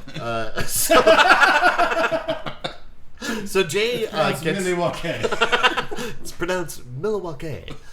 So Jay and Judy are alone, but she gets creeped out, and then Jay has this great line. He's like, "But that's the point why we're here, so you can cuddle up to me and get She's real supposed close." to be jumping into my arms. Yeah, jumping into my arms, and I'm like, I don't know. That really is like that's the place you want to have your first like relation, like studioing. Well, with, according like, a to girl. him, or his idea, it wouldn't be her first time. Oh, and right. That's the thing. He Yeah, thinks, that sets her Everyone off. knows you were with Sal. Yeah. everyone knows you went out on a date, so you're practically a whore. She's like, we only went out once. He's like, that's all it takes. And I'm You're like, like, all right, Jay, you scumbag. Why so likable? So that Jay? implies Yeah, why are that you this would so be. likable? So that implies that this would be their first date, Right. And he tried to make a move in front of her mom. Yeah. Before they left the house. While the brother was watching, probably masturbating. Yeah. His brother was masturbating. Yeah. I miss Billy already. I know. Where's Billy at? So- Bring him back. Let's get him back. So outside, Roger and Helen can't find their way out. Oh, by the way, with Jay blown out of there, Yeah. that's a pretty common thing in horror movies where it's like, hey, you're not into it? I'm out of here. Yeah. It's just like, it's like a one strike system. Yeah. It's like, okay. It's like, you don't want to have sex in this creepy house? It's filthy? Oh, jeez, you know who I thought you were. I could like wipe that off with my shirt. Come on. Yeah, oh, actually, I can't. It's disgusting. Oh, I It's guess I actually get pretty your gross. point. I'll just use your shirt. Come on, Max. The story was a real panty dropper. Yeah. I had this whole plan in my head that you were going to be like really into the idea of having sex with me in this filthy funeral home, but I guess I just didn't read you well. He's such a keeper. Fuck him, you know? Yeah. Yeah. So outside, Roger and Helen can't find their way out, and Roger is freaking out. He's like, "Where this wall is not ending? Like, I can't find this stupid gate." And Helen is just at this point considering. She's like, "We're good as dead. It's over for us." The best part about this scene is when it starts, you see Roger just like moving brick by brick along this wall. Yeah. And at this point, you don't know that they've already circled the entire thing. You're like, is this how he's really looking for the gate? Right. It's like He gate's has got to no be in future. this wall somewhere. Is he looking for like the stone to open the secret passage? I mean, Yeah. If I was Helen, I'd be like, yeah, just keep touching those brick walls and find that gate. In the bathroom, Suzanne is heard smashing the mirror, and Stooge goes in, but like she's a gone. man, just Yeah, he like busts in, and he's like, "What the heck?" And she's just gone. Like we have no idea where she went, but he looks at the mirror, and it looks like she might have like smashed her head into the mirror, but we don't know what happened. We only hear what kind of. Downstairs, Sal witnesses a dance number by Angela, and That's awesome. it's awesome. It goes on. like 2.5 minutes. Yeah, the movie is like an hour and 34 minutes. This is probably like 34 of them. 34 of those minutes, this dance sequence. No, but as she's dancing, we see, you know, the music comes on, and then the strobe light comes on, and she is dancing. Her dancing is kind of weird because she'll like do a lot of splits. I think I didn't count, but there was probably about like 17 splits at one point. I don't know. Yeah, I'll take your word for it. Yeah. I don't think she did anything that was technically considered a split, but I mean, I thought she was going like this. no, she's just leaning People back. at, people on at her home legs. can't see what EJ's Oh, doing yeah. right now, but he's I thought she was using his fingers. splitting. I mean, she's wearing a long indicate dress. split. You really would have to. You really couldn't see the position of her legs for most of Oh, it. that's true. Yeah. Yeah. So Point is, 34-minute long dance scene. it's a little EJ long. doesn't understand the female anatomy. Nope. I don't. Well, she's like a demon too, so that could be it. No, but I What's a girl? I love that Sal just sat there the whole time she did this dance. He's like, Yeah. Well, see, the thing is, it's like at first he's like, "All right," but Yeah. gradually you could see him kind of be like, "This is kind of weird," and like you could see where like it breaches his level of comfort yeah, to the point where he's like, "All right, this is getting a little weird. I'm out of here." Yeah. Which at this point, Sal becomes my favorite character in the movie. He's pretty sensible. Yeah, Yeah. like He's he's, just a like, "Oh, this is huge, fucked he's a up." huge douchebag up until this point. But from this point on, I'm like, I'm Team Sal. Yeah. yeah. So he gets wigged out and he like leaves, and that's when Stooge comes downstairs. Yeah. And Stooge is now watching Angela dance, and then Angela goes up and she kisses Stooge on the mouth and basically bites out his tongue and spits it out on the ground. And I was like, oh, that's. I felt bad because I like Stooge. Really good 360 tracking shot during that too. Yeah. Then we have where Sal runs into Suzanne, and who is also acting very strange as well. She's like drawing all over her face with like lipstick, and he he's like, all right, that's weird. And he just... Once again, he's like, all right, I'm out. All right, you're weird too. And she's like, what are you looking at? And then he's just like, I'm out of here, you know? So he takes Could you out... help me fix my makeup? He's like, yo, dame, I ain't that type of dude, you know? Yeah. So we see where he takes off, and then we see where Jay then walks into that room with Suzanne, and he's like into it because she starts to like take her shirt off. He's like, all right, and then she's like drawing with the lipstick on her chest and stuff. Well, I think she actually starts doing that before he's even in the room. Oh yeah, and he walks in and he sees. Now this is right? probably one of the most important scenes in the entire movie. First of all, we have bare breasts, which I'm a fan of. Good. I like that. Yeah. I'm a connoisseur. I mean, like, this would have blown my mind at 12. It's good I didn't see it till 44. I was like, it's all right. I would have lost a week of my life. For the record, that was like a cast of her chest, and it's seamless. Like, you have to really look at it to know that that's not actually like her chest. They like made that, and it's cool. Well, good effects work in this movie. Top notch. Fun guys. fact: she married the effects man on this movie. Was it the Pig Man? No, it was the guy that did the special effects. Oh. The guy that molded her breasts. Yeah. Really? So they got married. Yeah, they got married. Oh. I didn't know that. Wow. And what is the deal? Like, Catherine Hicks did that too. Yeah. Yeah. I guess effects men are like where it's at. Yeah, they're wasting like, my life. yeah. Yeah. It's like, wow, that guy's pretty hot. The special effects guy, he's just like. Anyways, back to the booby scene. So she's got the lipstick, and she's like, drawing it down her chest, around her boob. Then she just takes the lipstick and she just shoves it in there. Yeah. I'm pretty sure that's not how they work. Oh, it is. I thought to myself, why would she do that when she has a perfectly good prison pocket? Yeah, that's what I was kind of confused by that too. I never understood that scene. I was just like, I thought it was like a magic because she's a demon. Like, she just like made it disappear. I like how EJ is no-selling this joke, and Rory is still laughing. I've never heard that term before. Prison pocket? I like it. So Oh, boy. Jay walks in and he's like, all right, this is it's my time to shine. I'm not as smart as Sal. Yeah. So we see where Sal then goes downstairs again, and he witnesses Angela by the fireplace, and she burns her hands, and she turns around and she's like, hey, right? And Sal's like, Hey, what's cooking? What's cooking? And he's like, what the fuck? And he just runs off. And then outside, poor Roger, he gets scared.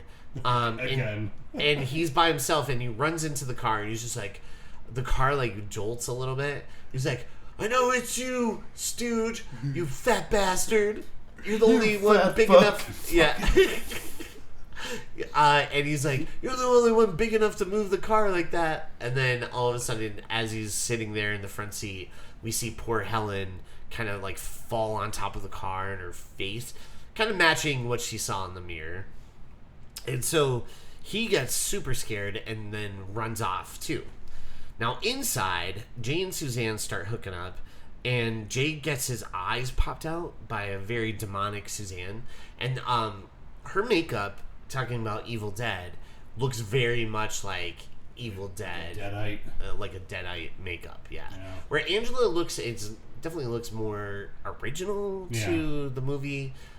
She definitely looked more like a Deadite. There were influences to be had. Yeah, absolutely. Over in this other room, we see Max and Franny, who are Susudioing, and that's when Bulk shows up. But I like how she's like, oh, I can't bend that way.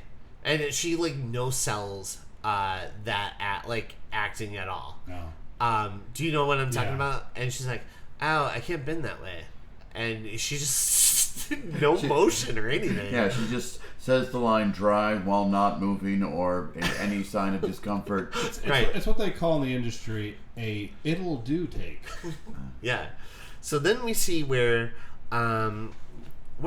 Stooge shows up and breaks Franny's neck. He just like grabs her by the head, breaks her neck. She doesn't bend that way either. Yeah. That's good. He kills Max by basically just like banging his arm off the coffin door. Which he could really just pull that arm back in, but he chooses to. Yeah, he's like, oh no. Elle said the same thing, and my thing is, if he did it so hard the first time that he broke the arm, maybe not. Maybe. Like yeah. Although That's your possible. body does have the ability to go roll to the side and pull that arm back in. You know what I'm saying? Not when you have a dead girl on top of you in a coffin so tight that she can't move. Wow, I don't bend that way. She doesn't. So, Neither does he. we already know she's not flexible. That's what we enough. have in common. They just can't bend. Yeah. So We need the science for this thing. We need a downstairs. coffin. Yeah.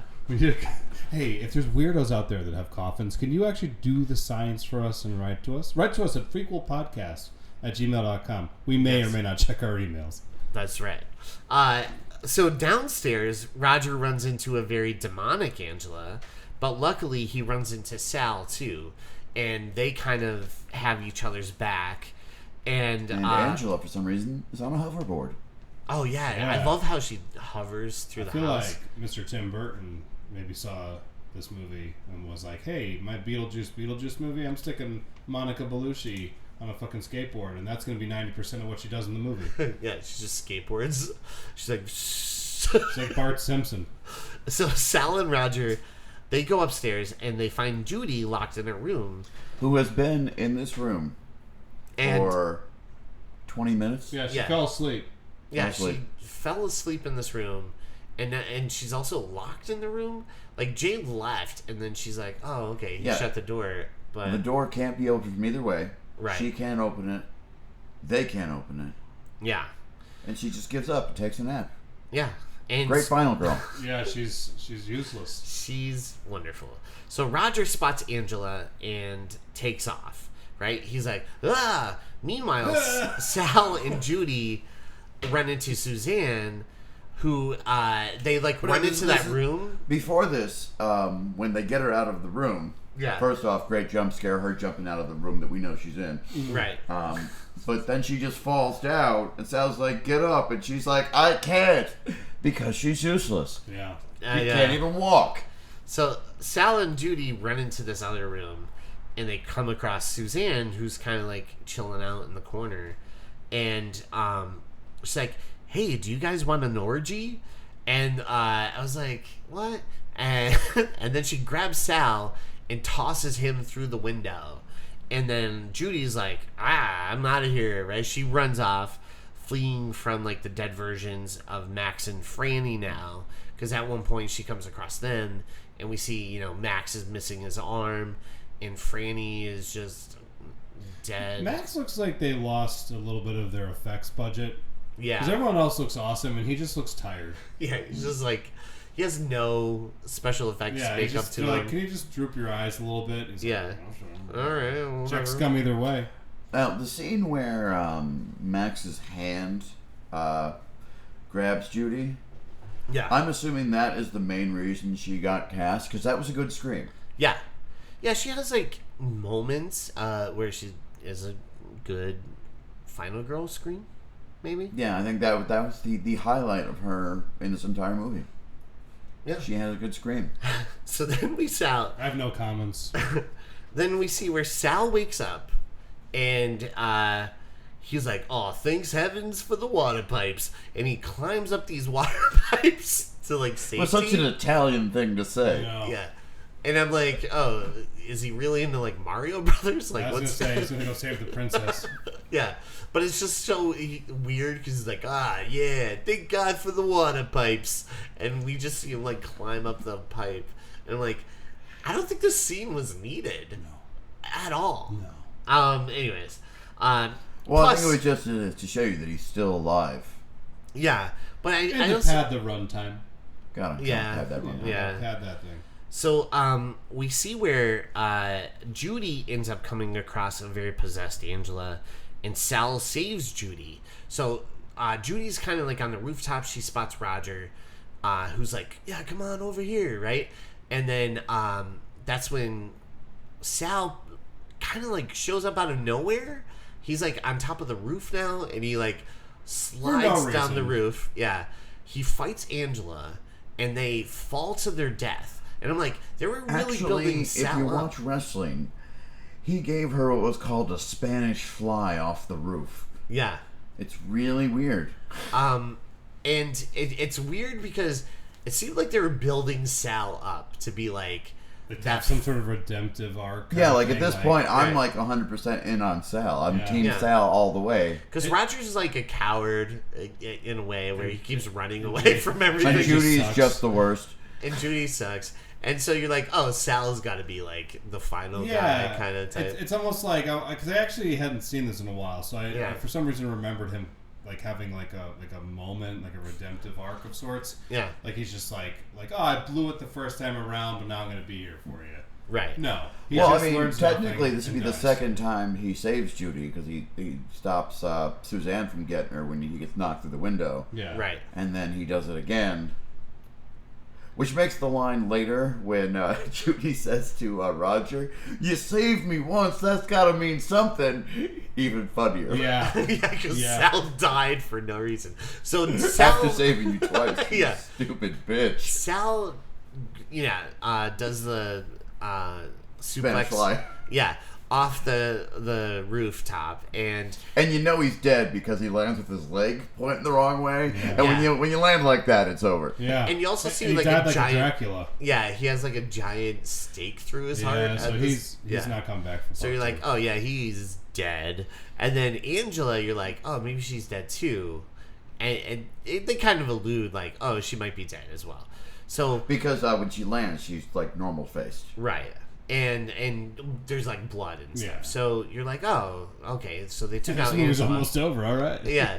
And Roger's like, all right, jump down, Judy. And she's like, I'm so scared. All right, now this is the point of the movie where I started to lose. Wow, John, you and I had the same feelings on this movie. Oh, I was getting like mad at the screen. I was just like, I'm like, fucking move, do something. He's like, just shift over a little bit. She's like, I can't, Roger. I can't, Roger. Read my notes here. Judy, do something. Yeah. Do anything. And she gets scared and falls, but luckily when she falls, Roger catches her, right? Mm-hmm. And it's not like she falls like... She falls diagonal. Yeah. And then starts falling vertically and then goes back to diagonal. It's very confusing. Yeah, the way it's cut, it's like she looks like she's gonna land back first on the railing. Yeah, but then it's like straight down. She falls It's very straight down. confusing. Yeah. Yeah, she falls like a Tetris piece. God damn, that was good. So she falls. Touche. And, that had some heat. ooh. So Angela and Roger, they run off and find themselves in the crematorium, and they kind of like shield themselves in there, right? Other small thing, like, so they're outside the house, Yeah. and what's the first thing they do? They run back inside the house. They run As back you would. inside the house. and they slam a screen door shut yeah. that stops Stooge. Yeah, Stooge is like, oh no, Not screen doors. my only weakness.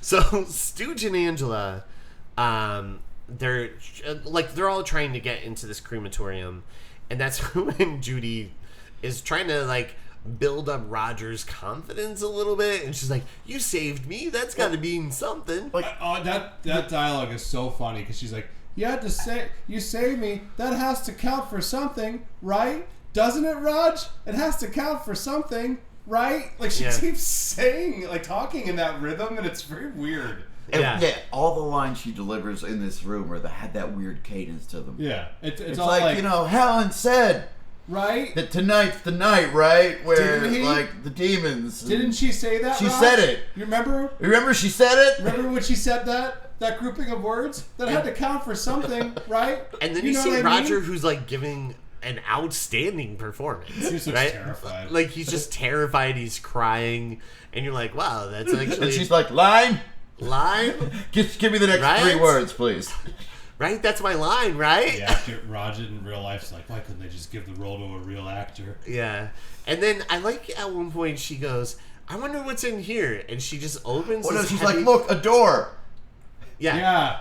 And you see that door, you're only thinking one thing. That's a door, right, Raj? It would have to be. It would have to be a door. Let's Am go I right? in there. We gotta right? go. We can't stay here. So she opens Shouldn't it. we open the door?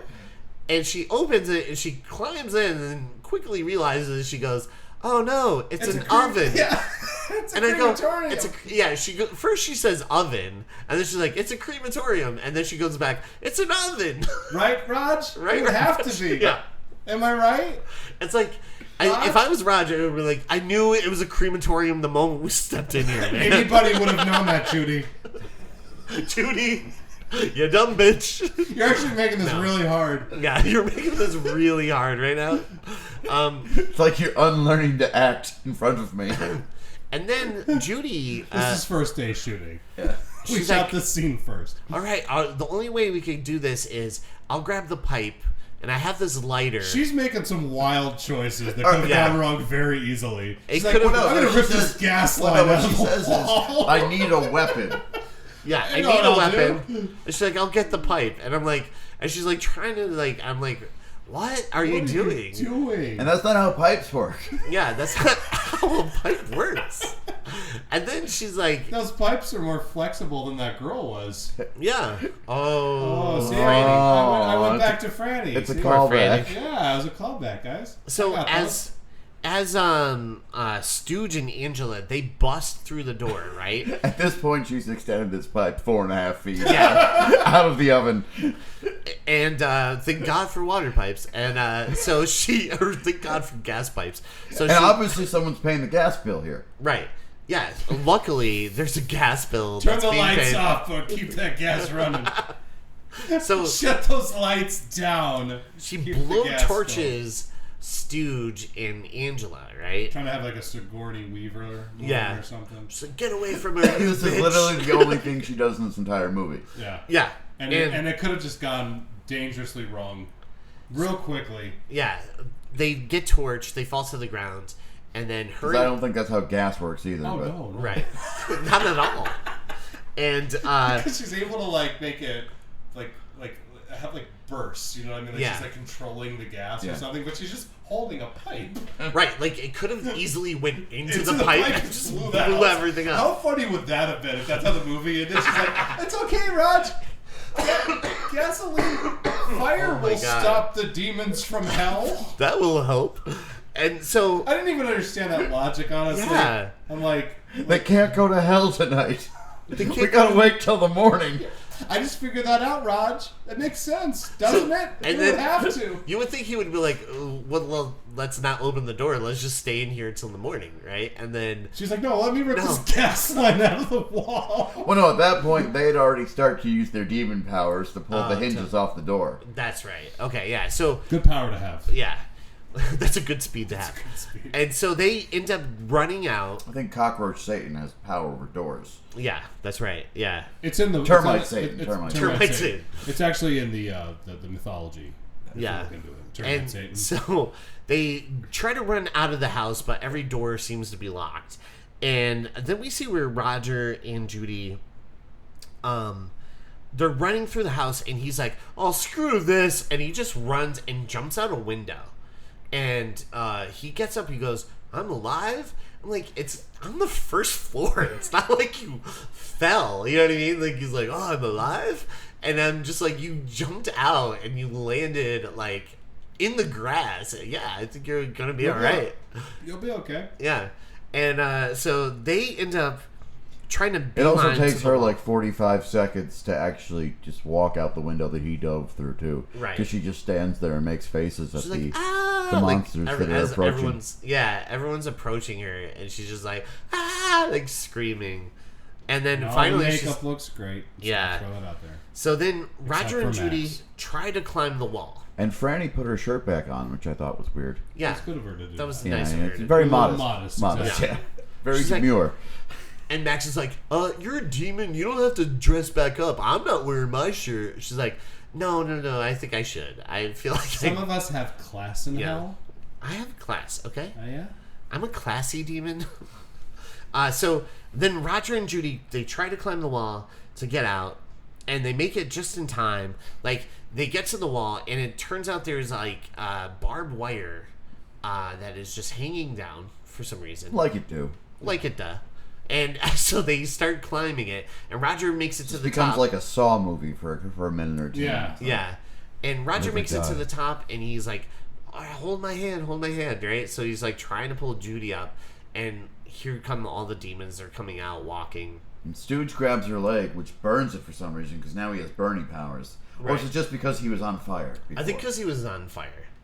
I'll give actually it in that the logic, The I guess. Termite Satan handbook. Oh, okay. Yeah, it's on page 35. All hail Termite Satan. So we see he grabs her leg, and Termites. everybody's like grabbing her to like pull her down, and then we see where like Roger falls off this wall that's maybe up about 10 to 12 It's feet, about a 5 right? foot wall.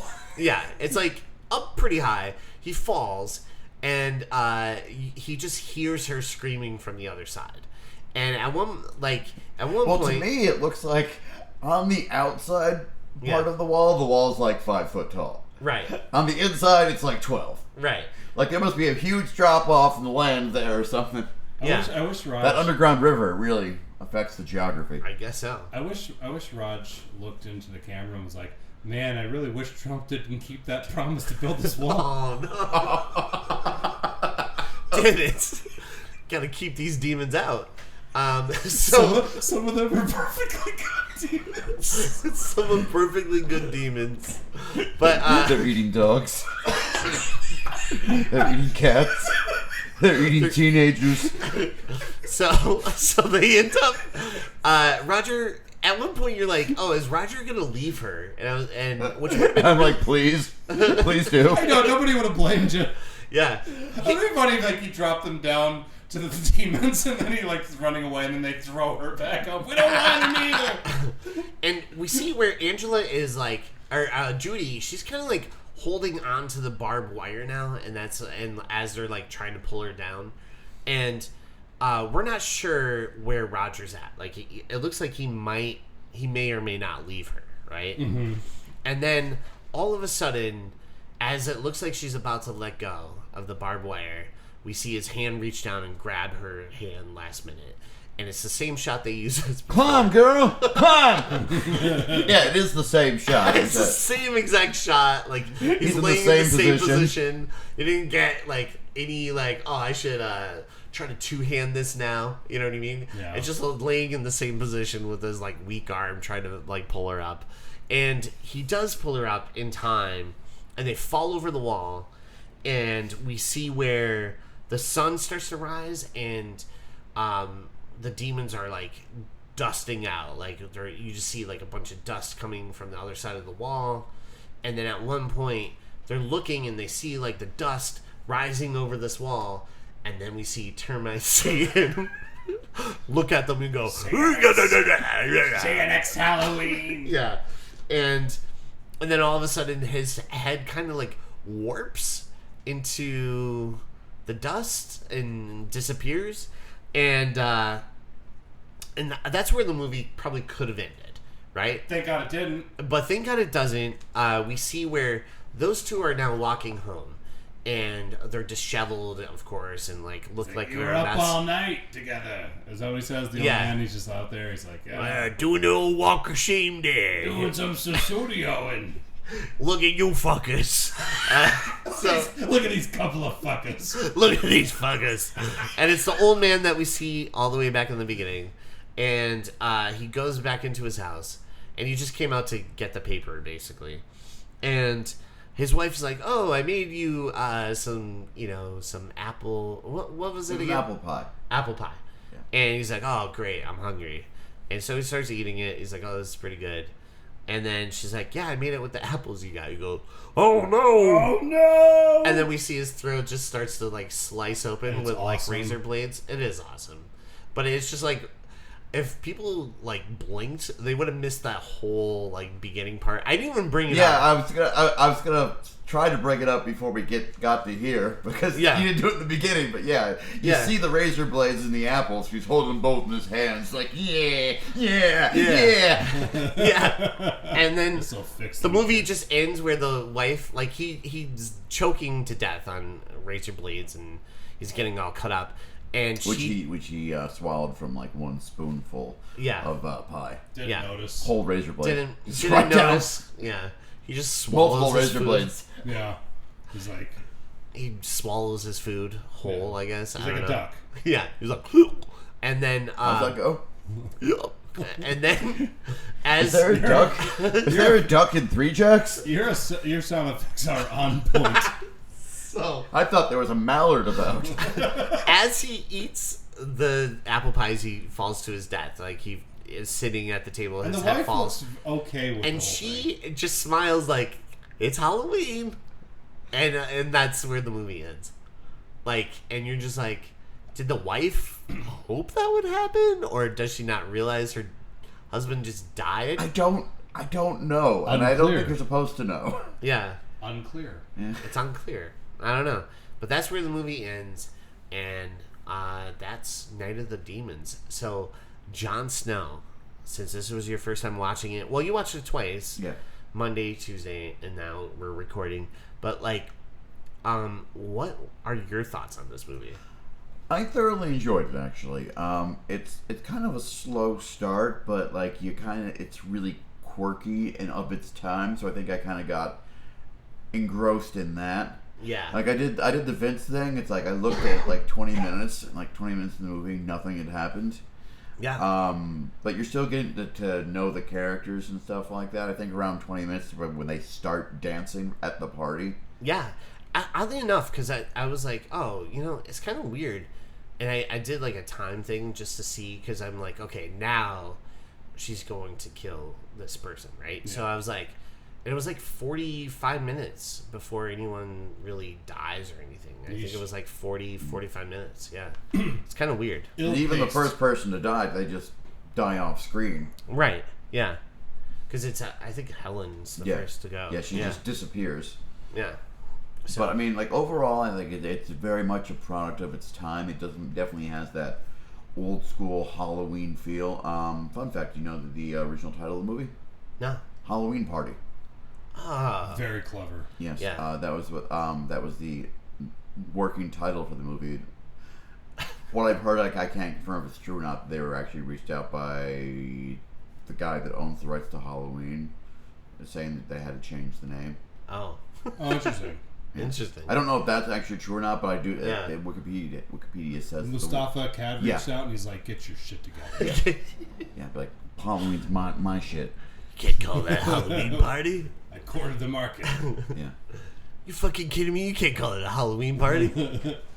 But yeah. So overall, you liked it. Yeah, You'd recommend it. It was a fun watch, definitely. You know. Good Halloween night watch. Yeah. I think it's great for the season, It's, like I said, when it first starts, it seems like every line is so, like, overacted and hit so hard.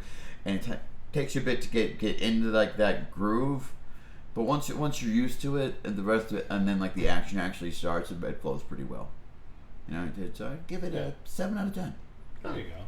Yeah, I like this movie a lot. I was really pumped to actually cover it for Frequels. Worst final girl ever, but yeah. Oh yeah. But Roger's an awesome character. Roger might be like one of the best horror movie characters ever because he's just like such a coward and does all the right things. Though it's not. It's like if there wasn't something to be afraid of, he's a coward. If he's just like but he's just kind of like, well, this is demon shit. I'm out of here. Yeah, no, he reacts right though. Like that's what I mean. Like it's a very like react appropriate. The way that any normal person would react to that. Yeah, and he never like stops to make like jokes or try to hook up with somebody. He just looks perpetually terrified. And it's never like he's looking himself for a way out. He's like trying to climb over that wall like a cat. Yeah, like, he get me the fuck out of here. Never like puts his neck on the line too much. Like except for the end when he kind of like saves her. But like, you know what I mean? Like he's basically like a very like realistic kind of character. Yeah, but I loved it. I was pumped to watch it again and cover it. How about you, Roy? I really like this movie a lot. I think it's a lot of fun and it has a great Halloween vibe. It's a great movie to watch during the October spooky season. Yeah. My dream way to watch this movie, I would love to see this with a packed crowd for like a midnight screening on a really beat to shit 35mm print of it. Oh my god. Probably a double bill with the movie Demons if you've ever seen that. Mm-hmm. It's just kind of has like that, like, this is a horror movie, we're having fun, there's some great effects in it. It's very much for its core audience, horror fans. So it's, for me, I think it's a joy to watch. Yeah, I agree. Makes me feel like it's October has rolled in. Yes, yeah. It's a joy to revisit it. And I get what you're saying. Like, there's a little bit of some pacing in the front of the half of the movie, but when it picks up, it's great. Yeah, and all the characters. It's like, if you like Return of the Living Dead, then this is like such a great like it's spiritual out cousin. Yeah, exactly. It feels like in the same wheelhouse, and so definitely worth checking out. Check it out, mother. One thing we like to do here is give a little bit of ratings via emojis. And so I'll start us off. I give this 5 apples. 5 apples. Because, oh, well, I mean, it's for the old guy. Lazy. Oh my gosh. All right. Jon Snow? A peach. Ooh. A kitty cat. Ooh. And 2 pairs of melons. Oh, yeah. Oh, yeah. All right. How about you, Roy? 5 apples. You son of a bitch. I'm sorry. No, wait. How about this? I got a couple cats for the Halloween decorations. Good. Mm-hmm. And, and a house. And a house. I got a pig and a coffin. Ooh, that's good. There's a knife. Lipstick. There's a gas line. The gas line emoji. And A skateboard. A skateboard. And what else can I just make up on the spot? I don't know, a man dying from eating razor blades. Yeah. That emoji. That's my favorite emoji. Yeah, it's really good. It's good. It's good for everything, really. I mean, It's a really, sad like emoji. with these new Apple phones, you can really make anything. Those are my emojis. Mostly, Love it. I would just focus on the cat one. I love it. Let's get into plugs. Jon Snow, what would you like to plug, buddy? Oh man, I got so much stuff going on. Wait, before you do it. Here's some plugs from Metal Messiah Jon Snow. Snow facts. Snow facts. This movie made $3.5 million. Holy shit. That much? Wow. Yeah, This has been Jon Snow's facts. that's an actual figure I actually did look at. Ooh. No, but got a lot of stuff, new stuff going on this year with the Eastern Tribute Collective. Check out easterntributecollective.com. We got our Slipknot band kicking off right before this episode airs. The week this episode's supposed to air, we got our Metallica band, The Black Album, playing our first live show. And then in December, we got Skater Girl, the tribute to Avril Lavigne, and the debut of New Metal Messiah, featuring Jon Snow. The New Metal Messiah. Messiah. Jon Snow. Yeah. I didn't plan that. And Rory, what would you like to plug? I have Raven View Productions. You can find us on the Facebook and the YouTube, and I call it the Facebook and the YouTube because apparently it tickles Adam Farley. Fourth Cut That's how Reviews. old people say on the internet. No, because I'm an old man now. Yeah. Fourth Cut Reviews. They a little bit of a review video. Sometimes type YouTube in stuff. Yeah, The YouTube and that stuff. is wielded by our keyboard warrior buddy Chris Conforti. NEPA Horror Fest. By the time you hear this, it's over. But It's I hope that over. when you listen to this, you say to yourself, "I attended." Varied Season. Our buddy Will Perna's band also has a cover band coming out, right? Yeah, so that's another thing the ETC's got coming. Will and the boys from Variant Season, they're starting a Linkin Park tribute called Project 00 with an X. They should be hitting the stage early 2025. And hell yeah. get excited for that shit. Just great music from those cats. Gravy Diggers. Hell yeah. A pot pie business that'll put you in a funeral home like the one you saw in this movie. Real Chronicles, friend of the show, Yes. Dave Made with Gonzalez. bits of real pig man. Real Chronicles from our friend of the show, Dave Gonzalez, a legit hardcore movie reviewer, cinephile. Just got his name, his Real Chronicles brand put on the poster for The Substance. I don't know if you saw that. Hell yeah. Fucking super proud of him. He's killing it in his little field. Hell yeah. So check out Real Chronicles. Those guys are very knowledgeable on like all walks of film history.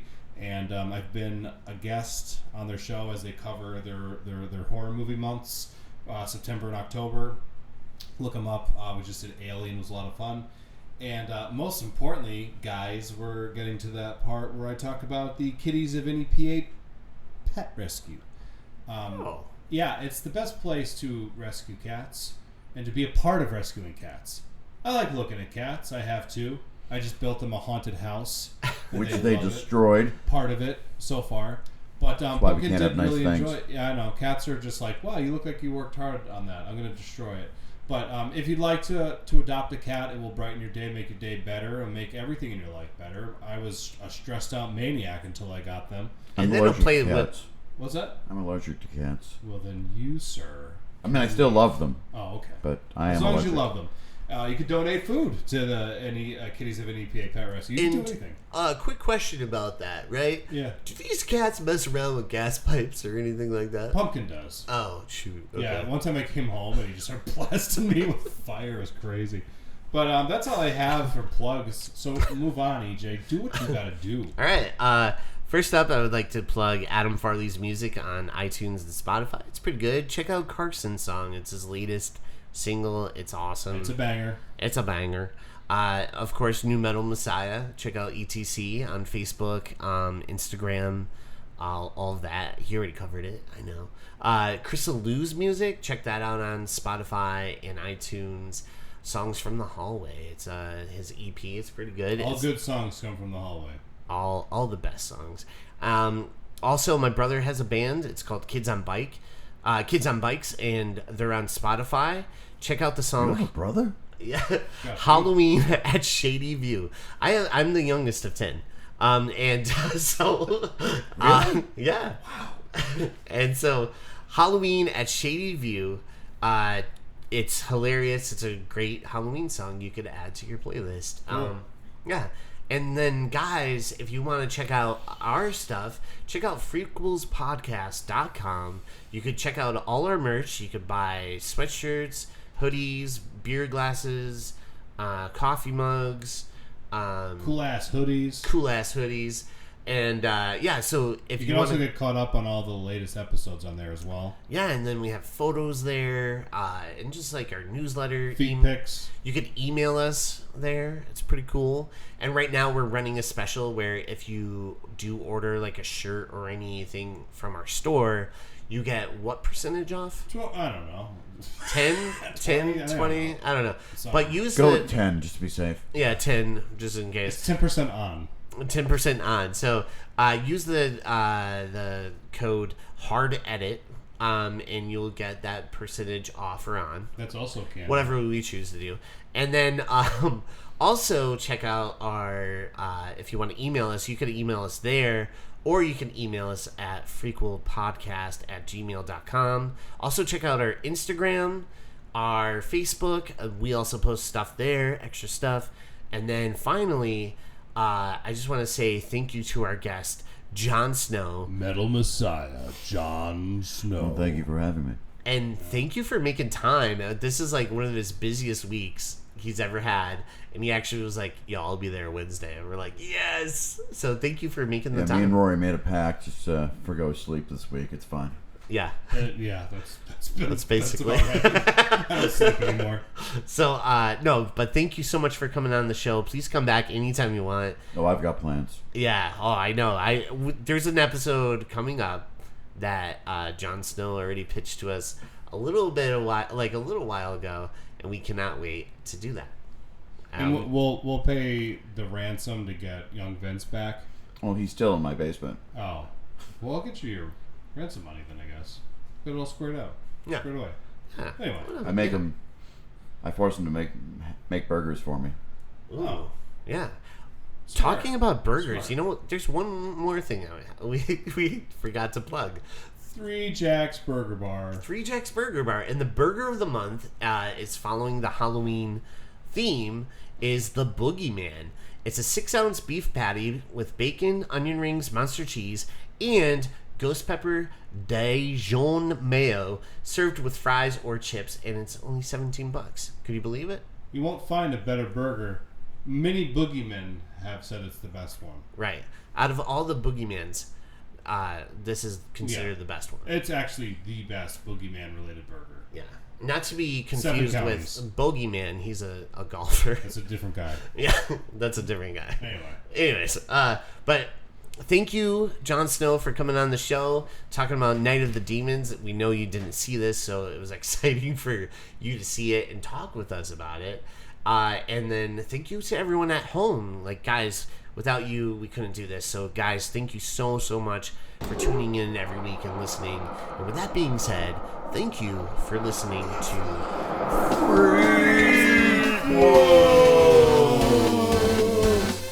Hail Termite Satan. Termite Satan here. It's over. If you see me, Termite Satan. A decoder ring. I'll send you a decoder ring. Termite Satan. Out. Hail me.